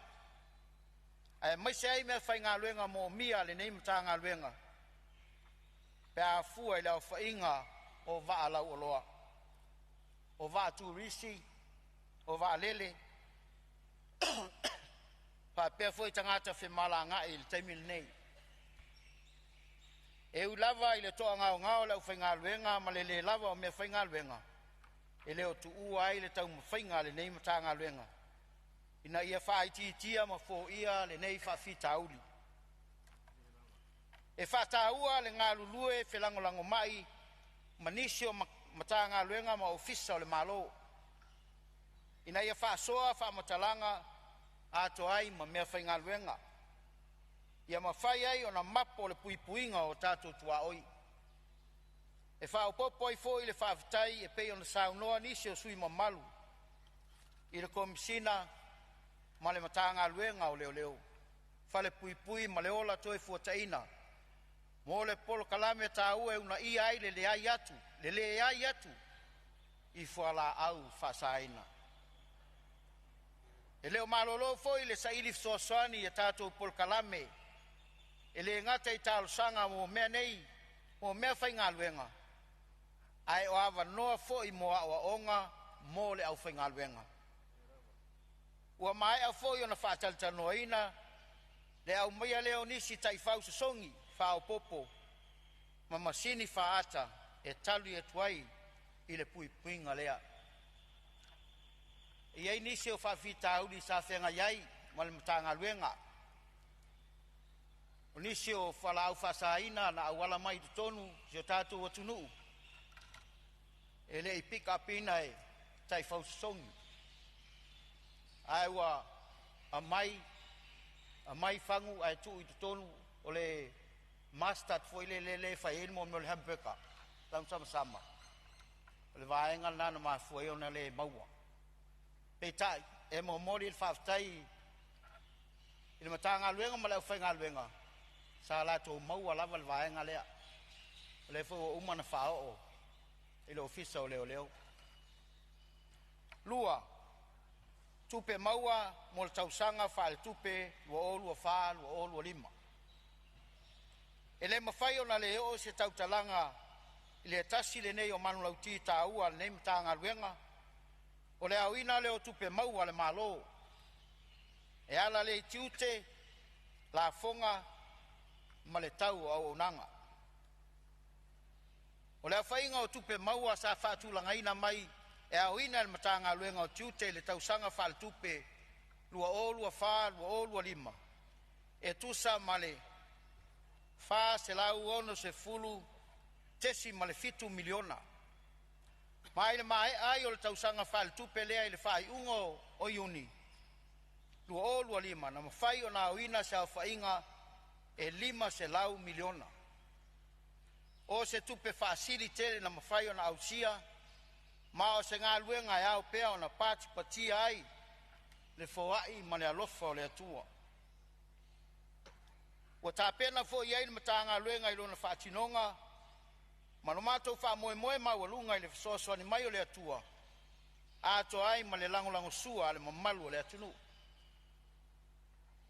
Le malo maana pa anga tō tino, e whaatino le nei ngā luenga i le tupe o whaatūlanga ina mai, mo le nei tala whaatatau o le tupe ua tala noa ina. O nisi o mata upo e ao na whaailoa, e peo na tā ua i se vaenga o le nei tautalanga, o loo whaua upea le whiutanga inga, ma le polkalame mo tai whausongi a le Pasifika, o le PTTP, mo ni tai whau. PTTP, o le whauminga Pacific Detector Dogs Program. O nei tau i whausongi, whaupopo mo ngā luenga, ai mai se lava o le tau mawhainga o le mata ngā luenga. I aua lava ni sao mai ni whainga whale tonu o se o tātou o tunu. Whamautu ina leo whainga luenga, ma mea whainga luenga mo mia. Ato ai ma le tātianga o le nei mata ngā luenga. E avea ma mata ngā luenga o tiute. Wa mai a fo i tu ina atu i le komiti nisi o vaenga o lo mana o mia mata ua tele. Mo ngā luenga le nei mata ngā luenga. E tali tonu foi O le nā ua tātia le lipoti al komiti nisi o fautuanga mo le nei lava matanga luenga. O lo whāwau pēa le whaongaina o le tātou masini whaata mo pusa o loa i le wafu. Whāwau mālo i matautu, mai whaa i loa atu le tele o le au ngā o le nei masini, e mata i tū wai o tātou tua oi whāwau mālo. Whāwau pēa sa i linga i le tau o loa, o lo whaulu whale mai le atu nuu. Ina ia mauti noa le laungata sia i o pisinisi uma, mo ia tāla whea ngai, fe whaatau inga, i to tonu o le atu nuu. E manatu o se awa no le lei, le nei e whaaleo ai, le whaafitai tele, i pisinisi, ma tāngā luenga, ma ofisa o le mālo, whaapele ma malu o le atunu o leo auto wa mai, le nei ma tāngā luenga, whaafitai tele, i le lango sua, ma le tuina mai o lo tau tau au, e fesoa soani mai le matanga luenga, i le whaatinonga o lana pitola au. Le paiai o le Palemene, i le nei tuaso, ia ngā whai o whaalu whesasi se whina ngalo, tūlanga peo na whesiringi ai, tūlanga i le tua oi whaavau malo, ai mai se fo i o le puipuinga, e le ngata i lea, o tātou o loa, ma le malutia, o si o tātou atunu, o lea ua manatu, o lea ua manino lau tau whaafonga. Ia, alofangia lea tua ia maua pea, le soifua manuia, ia, o le nei mtanga luenga, le fionga, le tamai tai pulsili, ia, whaapea foi, ia le mtanga luenga, o tute. Ia, maliela o fionga ni minsta, di le ivule ma fai sau malolo, o tula i mai fau la vea fale atu tonu. Ona le anga fia ili, por sanga la fionga ni minsta, malo, whaftai, a musu e whala le lave. E o te fia al minsta o a matai, sau noanga. Lango matalia, whawhita auli, fai whaatasi e tātou whea ngai malatunu ui, wala whasaina. A maloa, whaftai. O leanga e sau noa, kama fai e koe a menga ko kai whausong. Ima kua fwelen ka whisiri ka luai, e whai mele ofisar kupe ngā li lua, o le ofisar ngā li lua ka kai whau. O whai atu lea, e fia kai whau o kuila. Ma e se fu. Ola. Al mera lea te vai tual tala tupe la ufionga le vaianga, tonua lea, kei nai. E tu sale tala tupe taluai, ma tala tupe la te mai nei. O na winga. E mo o mia tele le. Tu e wha popo tala tupe pea whai e te tau. Ma al whea ngai ma maile ia le mtata i whau mtamo mia. Le si vaianga la ufionga. Wa ol mele o lewa whalika ko lika port. A o tau nei on whatu se drug control board. I lalo le tomtanga luenga. E mtata o tele mai i tonu ma leo mai la to uma a whaina. Ia tonu e wa o pil whalau telenga o le au tu o le whamtalanga na watu. Ia tonu se i o mai i le fisau leo. Wai pi e o whakasi mea o le control o le o mea mai whafu. Ia ma whaasalanga. Ina ia tamu whai ia palengi me i runga i whai titi ai. O le matawina. Tele na maua. Ia mea whala au whasaina tele ni. Ia kawa ia. Kare pui ngia al kausanga le koe sa hui kua. Ale ai ma se salamo. Ang koe sa wale buka kaloka kuri si vayanga le vang makala mai kua. Ia pio ngai vayanga nga ai whawa kai lava ili. Ila ngā luenga ngā whaka amak. Ia karkong. Ia wai masangi ia ili. On whenga le vayanga lea. Ai lango inga malo skele le mele ua. O ku ese elu tanga luenga le pura control. E leo se mea le kiki mele. O se mea ke le keli. O se mea konga abu a whawtai. Awi wha mawhale tatou malo. Ia onga or kele o mea ia whaul me. Kong ka ngai lau fionga. Le si mea kele iko ngā luenga me kele. Or kele port of entries. Awa leo lua malava lele ia mai ukuila. Akasi ia port of entries. O lea kele ni masalumia. E leo kong ka pungi le sikasi ia uravar kasi. Whengofi e nga control mea ia. E mese vaa ia vaa roa ma vaa whangoka. Ia si ka ngai le ia kasi ngā wala le whalongo si mai ime kong. Ia ai whamalo whafkai. Ia Ma lo faftai sui le tima i le fionga le minsta ya ia no fati o la ia mo mtanga luenga tula mai lo fionga le minsta fa wa sa uang e moli alfa ftai telele ile sui mo malu ta ua i o la fotuanga ya o leva foi on tato o wai il komite o tupe ya o fotuanga le pe a o foi le mato mtanga luenga pe na yai a foi tau sanga walu ya wa fa ma wina le fautuanga pe ona e sa no ai nei tuaso ya ona manatu lea ya se fai sa fa matalanga i so tu malo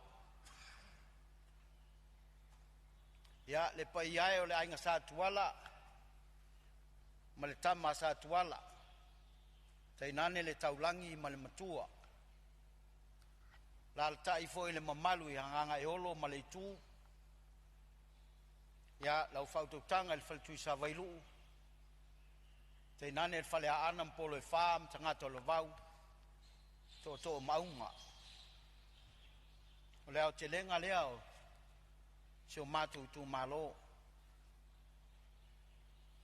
ai o te fatu lou i le malai fono i matau tu e a fio ai la inga swafa a fio le malu ma le mamea ma lo lua fale na lua fua a fio le usoli ala tai le mamalu ya sale ali te fatu lo foi malai fono i vaiana o lo fama vai inga ngai fo le vau e su ai la sunga sua a fio ai le faumuina a fio tu o pepe o le maupu io foi le ngafa ia la tai le mamalu ia ngai fo le vau o te fatu lo foi le malaifono i mata vai maloto ne i sa vaia e a fio ai fui malama a fio tu sani le fai ao ala la tai foi le mamalu ia le ateri fai nga o te fatu lo foi le malaifono i le pau matafanga manu i tafanga manu e a fio ai tuala fio ai tu sani a fio le au pepe a fio le matua la tai le mamalu ia sa yauta te fatu lo foi le malaifono i swalo mavatia i sa fatoa e a fio ai le paio la inga sa tuala le uso ma le ailawa te nanele mamalu ia te oetu i sa vailu ma le nofo i tua inga lau tō whā tui mai awa o te whaipaia lau whitalainga masina lupe ma lau tū lau niu lau tō whā whinau o le la au na whau a ana lau tō whā whio i wā o le tapau whanua mai so le mamalu le nofo i tua inga o te whā tū lau foi malai fono i muli vai malalo toa e a fio ai e taulangi ma le matua o sa tuala e fio lau fionga le atua vao fio foi lau fionga va fusuanga ia le fio le paia le ngafa susu sa maila ia e tainane le mamalu le fale a ana ma polo e fa tangata lo vau to maunga ia o te fatu lo foi il malaifono i tanu malala manatu ia o leaua vala au le atua i le sunga i le whawhengainga vele nei tu lai wha maise atuai ia walau tau whaiwheau sa au tau wosi whengainga o wha manawa i le atua na ngā luenga ia maua pea le toa file mu le paio le kalesia sunga ia wao ma fionga i tia akono le ngata i leo le paia mawalunga le pulenga sunga le toina ia fa pea foi le mamalu o le matanga luenga ana. E le titi le whaafitai ia e tu sai le nei aso ma le wha moe moe. E le mawhai o na ngalo e tāpua inga nai o mātou a inga.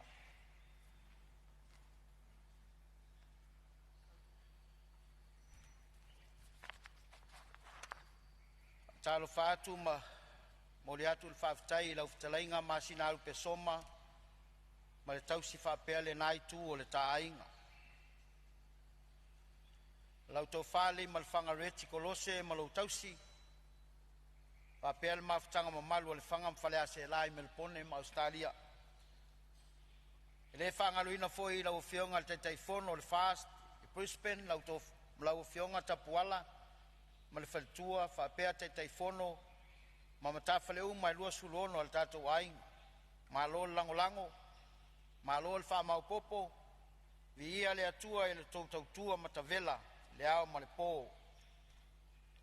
Li wane i le isi tua le kelope le ai o Aotearoa whaafteitele i lau sunga le toe ina malaki mua i awa ma le whalitua i Arosalili lau o fionga lua whale paunga ma le tausi ma le ainga lau o fionga le malu le vi ma sinalu petini ma le ainga lau sunga moi maunga manatu le lei ma lau whalitua ma lau pol kalam me whaasal lau whaapea lau tō wha vai ma le malo vai fau fia me ma le whalitua whaafitai tele le langolango ai maiso le tō au mafola e ala i lo tō maau na tō fisoa soani mai ai le tau mwhainga e o le whainga pālota e le ngalo le whaafitai na yo ainga na yo tua whaafine ia whaapea fo i le sunga ia pasta apela amo ma le whalitua ia sara lau tō wanga le lei ia o lea ua sapi ai ma saa i maa o maali malo whaafitai tatalo le titi fo le whaafitai tele ia i whaafeangainga uma whaafeangainga taulangi na si o mātou i tū malo whaafitai le nofo tatalo wha malo le on sai whaafetai lau filinga o lea ua utou toi filifili ai lau sui whaatau waa e tū lai mai e tau aveina ma vea mautou au auna i tu tonu al Palemene a Samoa. Tali tununga lava i lau tangata wha mea e mafua ai o na filifilia al tangata whaiala utala wa mua mua e vaai le au le tu malo pe yei se tupe pe maua le sui se tupe lua va vai pe alofa le sui tolu o yeni ngā luenga o whaatino a toa malona wha pe matau le sui le atua ia vaenga tā ua lea ia e pe ono whailo ia se o toa lua pe le se ma whanau ia e ui lava ina sa e le manatu lava i nei tō whinga ona o le tele o mea alu ia ai whaafetai te manatu e ui lava le tau mwhai o le tangata o le atua na i e filifilia le tangata ia e ui lea ia o a mea ua wha mau mau ia alufangia le atua maualo malosi ia alufangia fo ia lau whionga le maluteo masoana ia whapea fo ia Save MJ ia ma Alexandra ia ile ngata ilea feitun manoa ia o vai luanga o ana matua masanga ia whapea fo i Fred alo whaatu mo utou manuia lo tātou i tū malo whaafitai tele lo utou langolango ia lau whionga le whonga whitalai ia ai mai se foi le paia maualunga o le Palemene ia tō mai manu e le atua manuia le whaafoifoina o le tātou Fonotaga manuia foi maua se finangalo o minsta ia awale Whianga iai mo lātou tiute ma tofi fau. Ia manuia le nei aso, le alofa maleanga leo le atua, whaafitai. Ua whamalo sa unoa la wafionga le minsta. Tanga luenga o tiute. Whamalo ta pena. Ia o le ua manino le lei a finangalo suus fono. Ia sa la ngā mata au pue whatau mtanga luenga o tiute. Whamalo ta pena la wafionga i le tamaitai ofisa sili ma le mamalu o le mtanga luenga. Ia malo ngā lue mapuno wa i mortau tuaina o le atunou. Ia manatu o le alava e sau le whaasolonga. Ia o le ua tātou o mai le afionga i le minsta mtanga luenga o ele. Mafua ngā whanua. Ia tūlai mai ala o fionga le minsta e sau noa. Tu sa fo i o finangalo na whaalia le talo le tupi. Mare nganga whaaloa.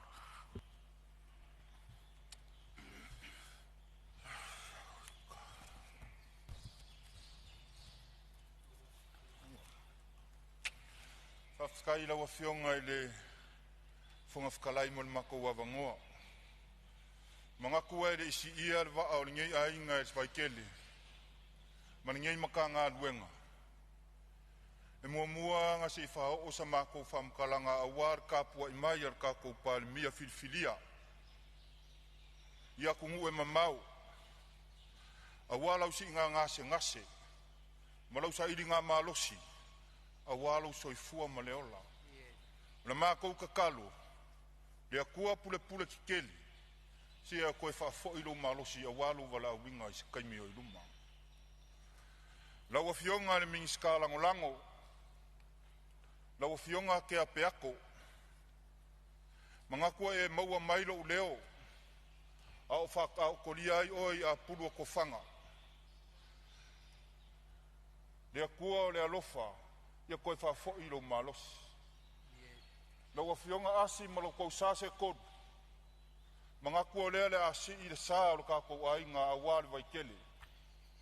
Ai ke ngange fo iai o le whikalai o le alo whaiva ai. O le whikalai ngai au ngia maunga kaukonga. Se ia koe whafo ilo ngā malosi. A kako maka ngā luenga i o ngā kulanga whalupe. Ia kapua i mai a malfiafia. Mga kua lele ua umao ngā ango le pula e pe o le kala e le malofiei. Ua mapu foi ki a lolongo le whalele ngā fulu al mangula a wale a so ma le whamoe moe.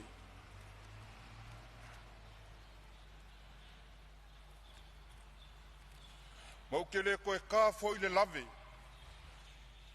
Ma leu le ofi. Ai peo ki koe kaia foi le hao ngai maungaloa. Nga ka kalai le ka afi kua lua.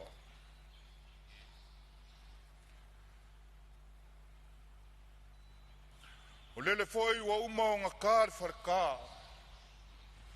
Ma ka oko le uko le akuao malo. A wā le alofa ma le anga le leo le akua sirisiri ese. Ia Samoa ma langa Palemene. A ua whapopo ai au ngia so ua. Au ngia so folau foi ua le se ua. Te ua ka fia fau foi a kulangi o le kangaloa. Ai pangā lava lea ka ke poe lava. Le fue aku loloa. Ma le kōpi sanga. A wā o lele. Ua kau fai singui. Hao le langi. Ili alofa ma le anga le lei. O le maka i sau. O le fuafuanga. Ua mafua ai. O ngā ka koulau lua fisilafai. I ngai vaenga o le fiafi. E maka ngofo le maoka kuia anga. Lau fionga le fonga whakalai. E mua ngau whakalofa i lau fionga. Whakalofa foi le fionga le sui fonga whakalai. E ala ua fionga il Palemene filfilia. Lua sase lua fionga sui Palemene. Le mamalu or kapeneta. Mingi skala ngolango. ma le paia o le ngei ku. Whakalo fafoi la wafionga i, alo le maria koa. E kai o le kua ngai. La wafionga le sui kai la wafionga le mua le kuia kua. Ma le paia o le ngai ku. La wafionga le sao nga whapiko. Ma le mamalu i ngā kalanga a koa.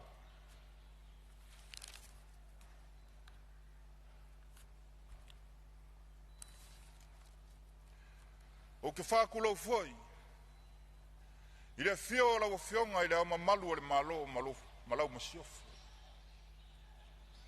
Whakulau foi, i le fio ko wafionga i sui mamalu o le fongo o sui kofia, mau kou whalkua. Whakalofa ma whawheiloa ai, la wafionga le whamasingo sili, ma le mamalu o le whamasingonga. Le peles kenge whamasingonga o whamua masuafa. Ali i makamaikai o le whamasingonga. Le ofisa sili, ma le mamalu o le au whaingalue. I whakaro fafoi,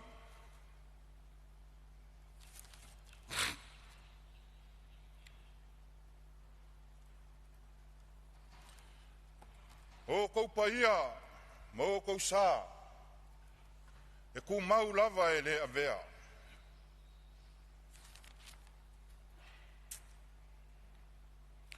Whakalo fafoi, paia ma le mamalu, whaululunga o makanga luenga, pisingisi ku maoki, alo kako malo. O kou lava, e kua iai, le malo a wā kako ngā luenga whai. Malo ngā luluei, malo a fua i laua maua.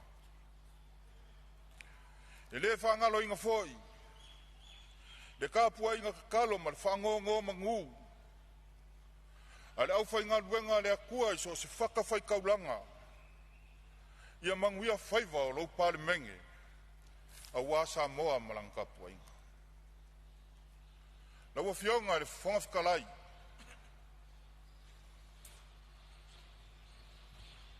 Ai au ke mangaku.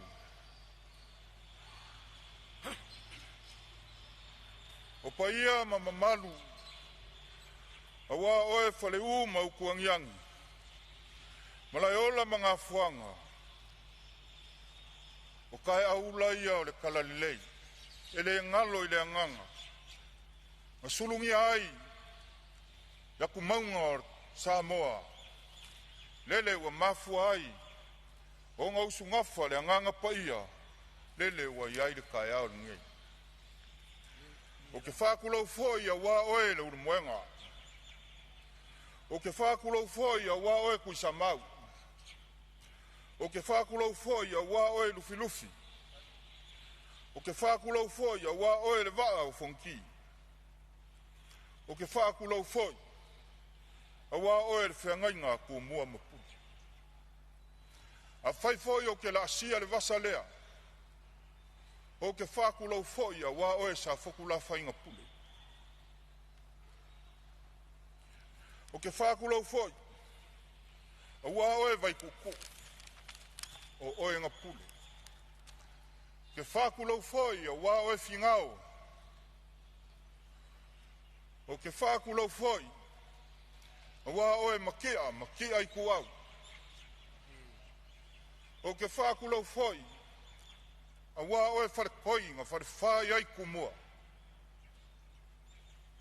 O ke whakulau foi, a wā oe vailoa, whainga kā oe palauri, o oe ngā pule. O pa ia masao Samoa, lele ua popo i kia whangei. Pe mai o kia whau o i kua o le pēa ma vaikanguku, e pola pui e le kouka whaa.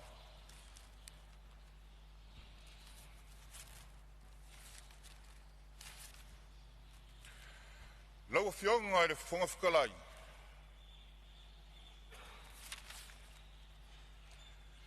Momoli le whawhikai ma le whamalo. Iuso i se sae le fior ko vanga ma sui ko vanga. Le fofonga whakalai o le maoka. Sui o le whainga maloa kukuila mangu. O le paia la valea ia sua ma le vai whangua. Fofo mai kulangi. Ma le lau ngiunga sa e lua. Ai ke ngange ko o le mangu ke. O ngā mākou mangaku lea. Lau a fionga le whonga whakalai. Samoa o le akungu kofi. Ea maka mai ka i le maka whangua i saua. Se ia pā ia le siu whangua i sare uko. Lau lau. O le whaleanga fulu o le whangua. E maka whangua i kula. Mauku mea. Ae siu whangua i le lenga ma se lenga kulou. Lau lava. O kumua o le moka. E maka whangua i le maka makangi. Ae siu whangua i kula kula. Kulou. Lau lava. Pule ongo i sa la whai. O le whangua. E maka whangua i whanga poa. Ae siu whangua i kufu ma kuloa. Kulou. Lau lava. Lau a fionga i le whanga whakalai. O paia ngā ma mamalu. O Samoa. Mai pou masame se a pa ia papa. Papa uli i filim pura kuu. Nga kauwilo ai. Mangu o malo.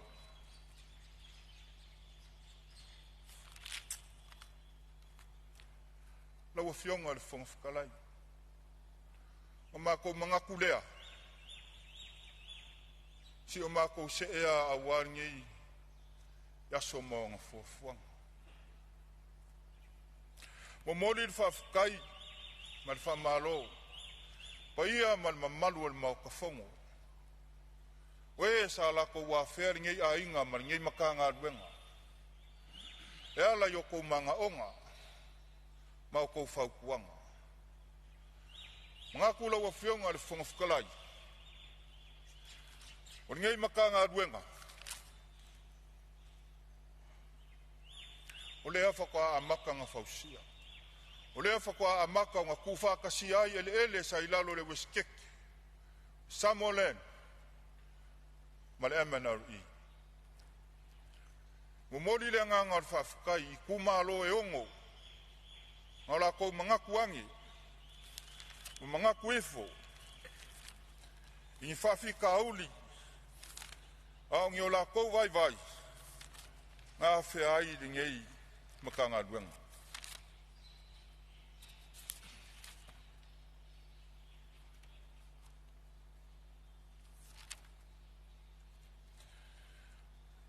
Ole kumalo mua whaleaka lua. Kumalo e lua whaleaka mua. Ole kumalo e kolu o sanganga mua. Ole kumalo e wha whaleaka wha. Male kumalo e lima vai monga wha. Lau whionga le whonga whakalai. Oi kumalo ia e kanga kukusa uma o lako manga onga. Mau la kou whaukuanga. O le mea lea le mamalu ai kumalo wa uma o ngā whea ngei a inga e peonga o whamalawinga. O lea wa whamawinga marea nganga whiwhia. Whaukuanga ma manga onga. Lea ki kilo iai le pulenga ma ngei maka ngā duenga. Ia awase anga i iluma. Mo le leior kako wa umai kumalo. O le kumalo muri e ongo iai kumalo. O le kumalo, o le fionga le sui Palemene. Ango ama alua. Mako mangaku lea la wa fionga ile li faipule. Po la wa fionga le sui kai. Le amo mua ar kuia kua. Le amako ka mo foi e kaliak. Se vai o ngei maka ngā duenga. I kusai ma le whaafisi. E ese mai o manga onga. Mai manga onga o sui fai pule ko lima. Ma au ke mangaku fo. O oele si sui. Wa leva i ko kongo el mauka ni. Ke malama lama le lei. Il mafua anga ma mea umaro. Sa e fesilingia. Le umio ngā duenga. Lau fionga i le sui kai kai. Pei anga kau abaku se vai vai. Aso mua mua maki lua wha. Ngā makai le ngā duenga. Pei kai.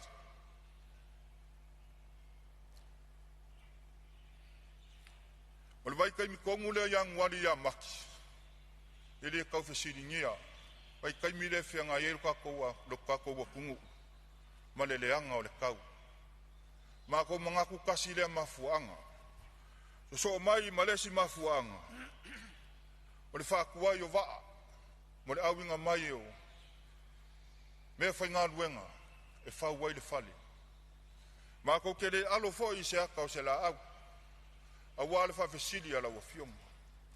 Ma le longa koru. O le koe whau popo.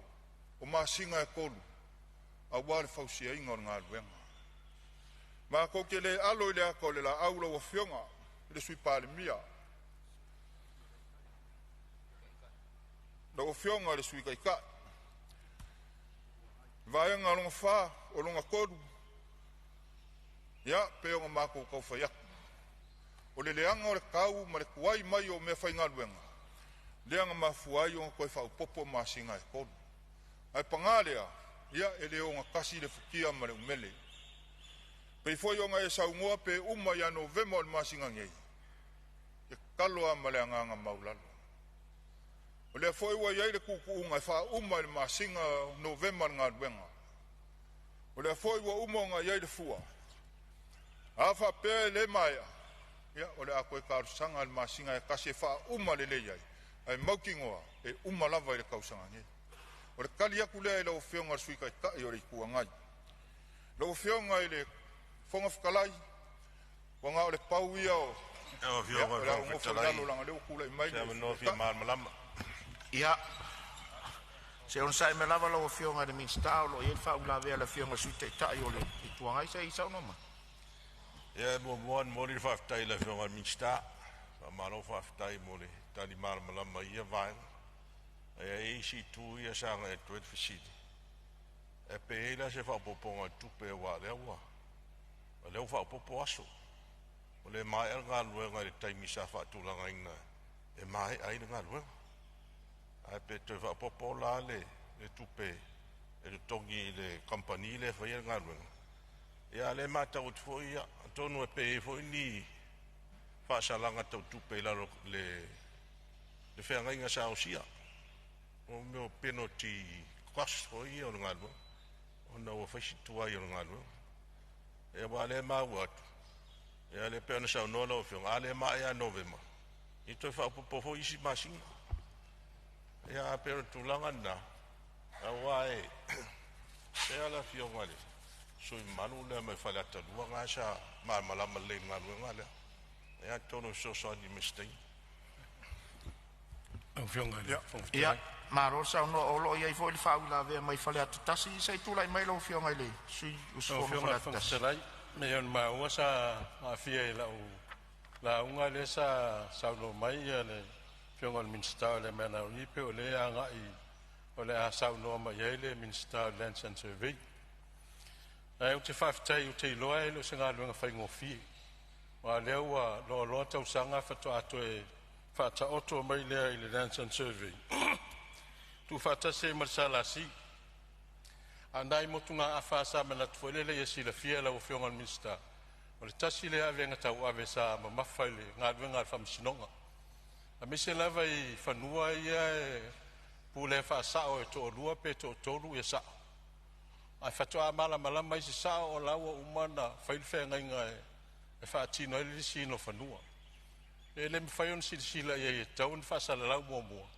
ai in fese se inga le vasa ia na failon fata auto mai se fai ungal fam sinonga ia pe o tulanga na ese mai mal tulanga le o la o si le fia ele Lands and Survey o la ile sa ai le na sa ofisile tuai o nga fea o se malu si anga fal tu la fono e me fai ele matanga luenga o na la tu fai se extension ole o ni lisi wa expire awal mena tasina me resina fa fitau e anga i mai sa o mono fa o popol matanga luenga lisi taimi eli sei fanua e me ane fanua e pule fa le nganu ta tawon ta lia sei mo se fina ngala o sa iam fito am faile ona fa tino se ngalo fa pena me foi sa ma o mai la o fionga le Minister of le Lands and Survey ia fanua ia sa fo se le salasi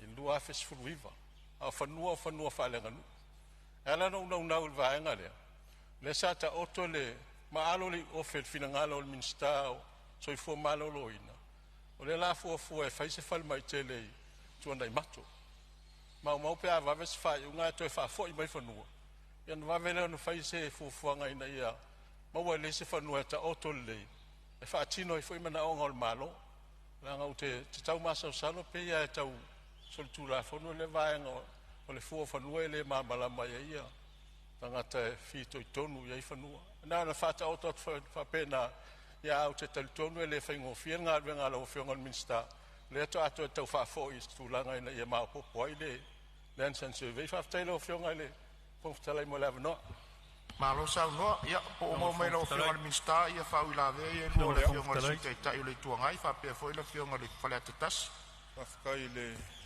fionga Fonotaga sui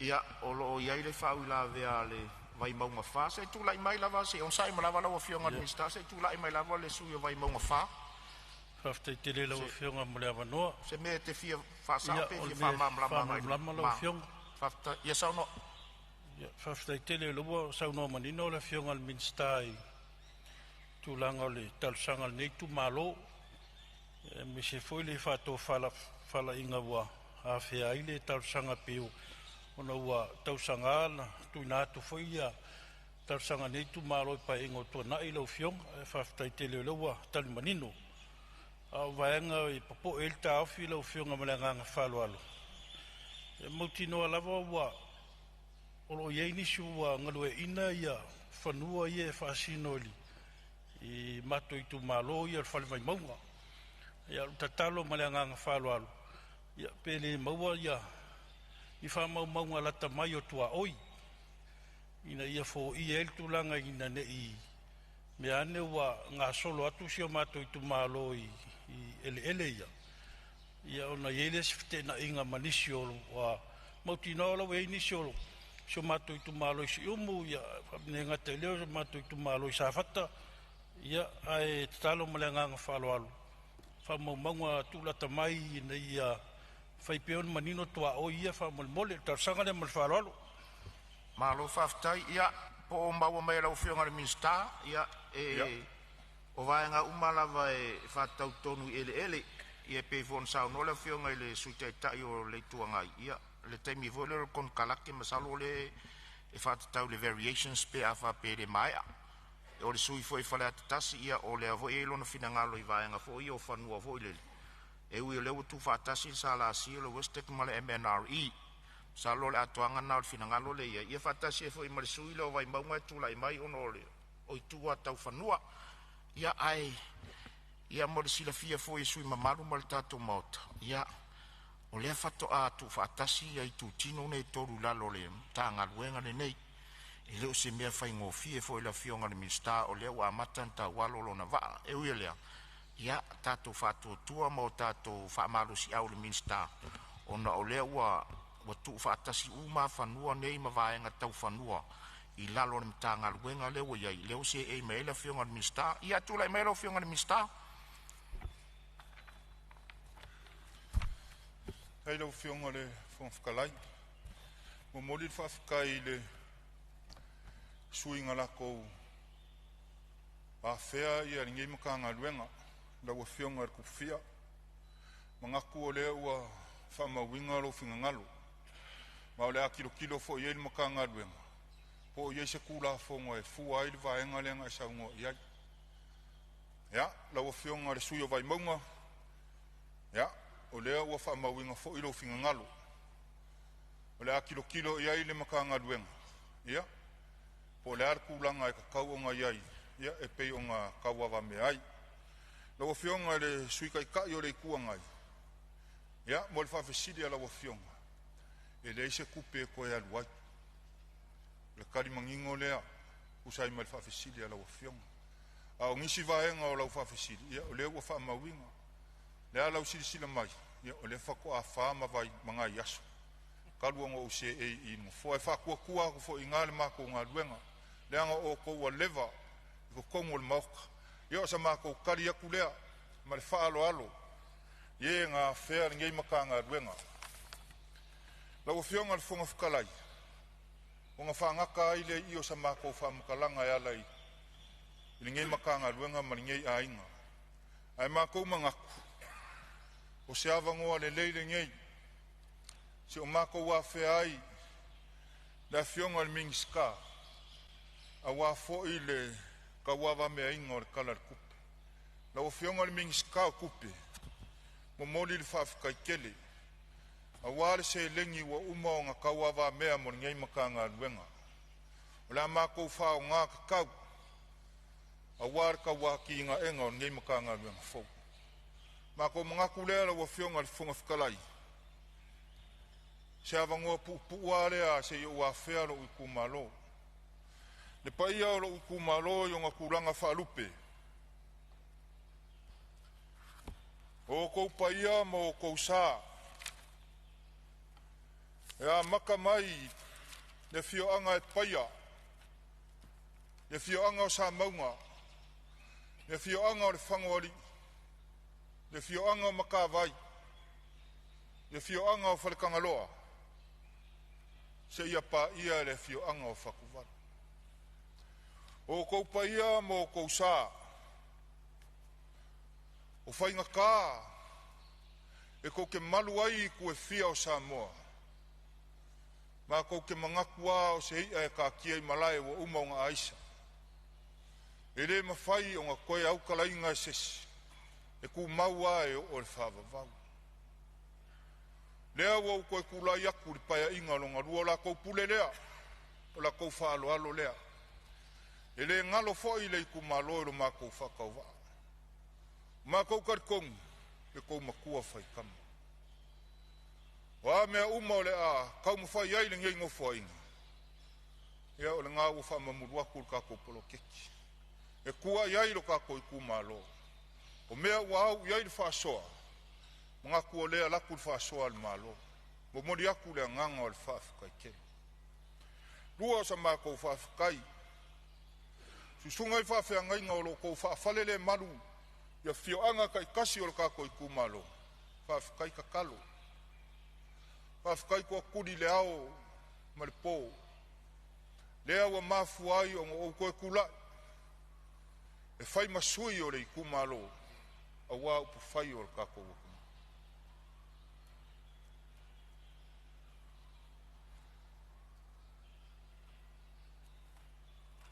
Na mākou whaafikai whaapikoa. O sia ungu upele o le whangoali. Le whangoali i le awhiwhio sa o e whaa. Awhiwhio o le ngofa inga le inga sa peska. Ai pola pui pui e le whare whaa o sa mau. Le whangaori i Samoa ngei mā kungu e kawhai whia o le lalolangi. A o kou maua mai le si ufafonga o le au aunga ma le kamawha ngauaringu. Mo moli le anganga o le whaafikai.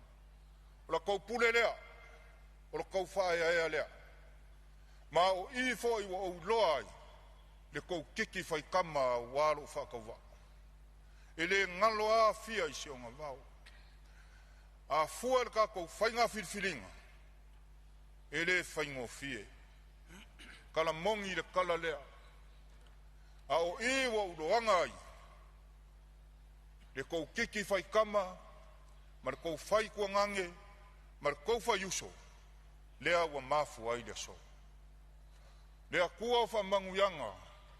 e koe whakukumu mea ngā whaadu, a wālo mākou whakawha. A maka mai ka mai kiki lai kiki se ia pā ia kumukumu maunga, o lea nganga ngā o ngei fiafi. Mo moli lea nganga o le whawhikai kere. Pai ai sao ma ainga, pai ai whale upolu, whale kua makausi, le lua furkasi, mo moli lea nganga o le whawhikai. Whawhikai le mga kuifo le mākou whakawha. Lea ngai whainga kākou ke whea ngai aso uma o leo langa.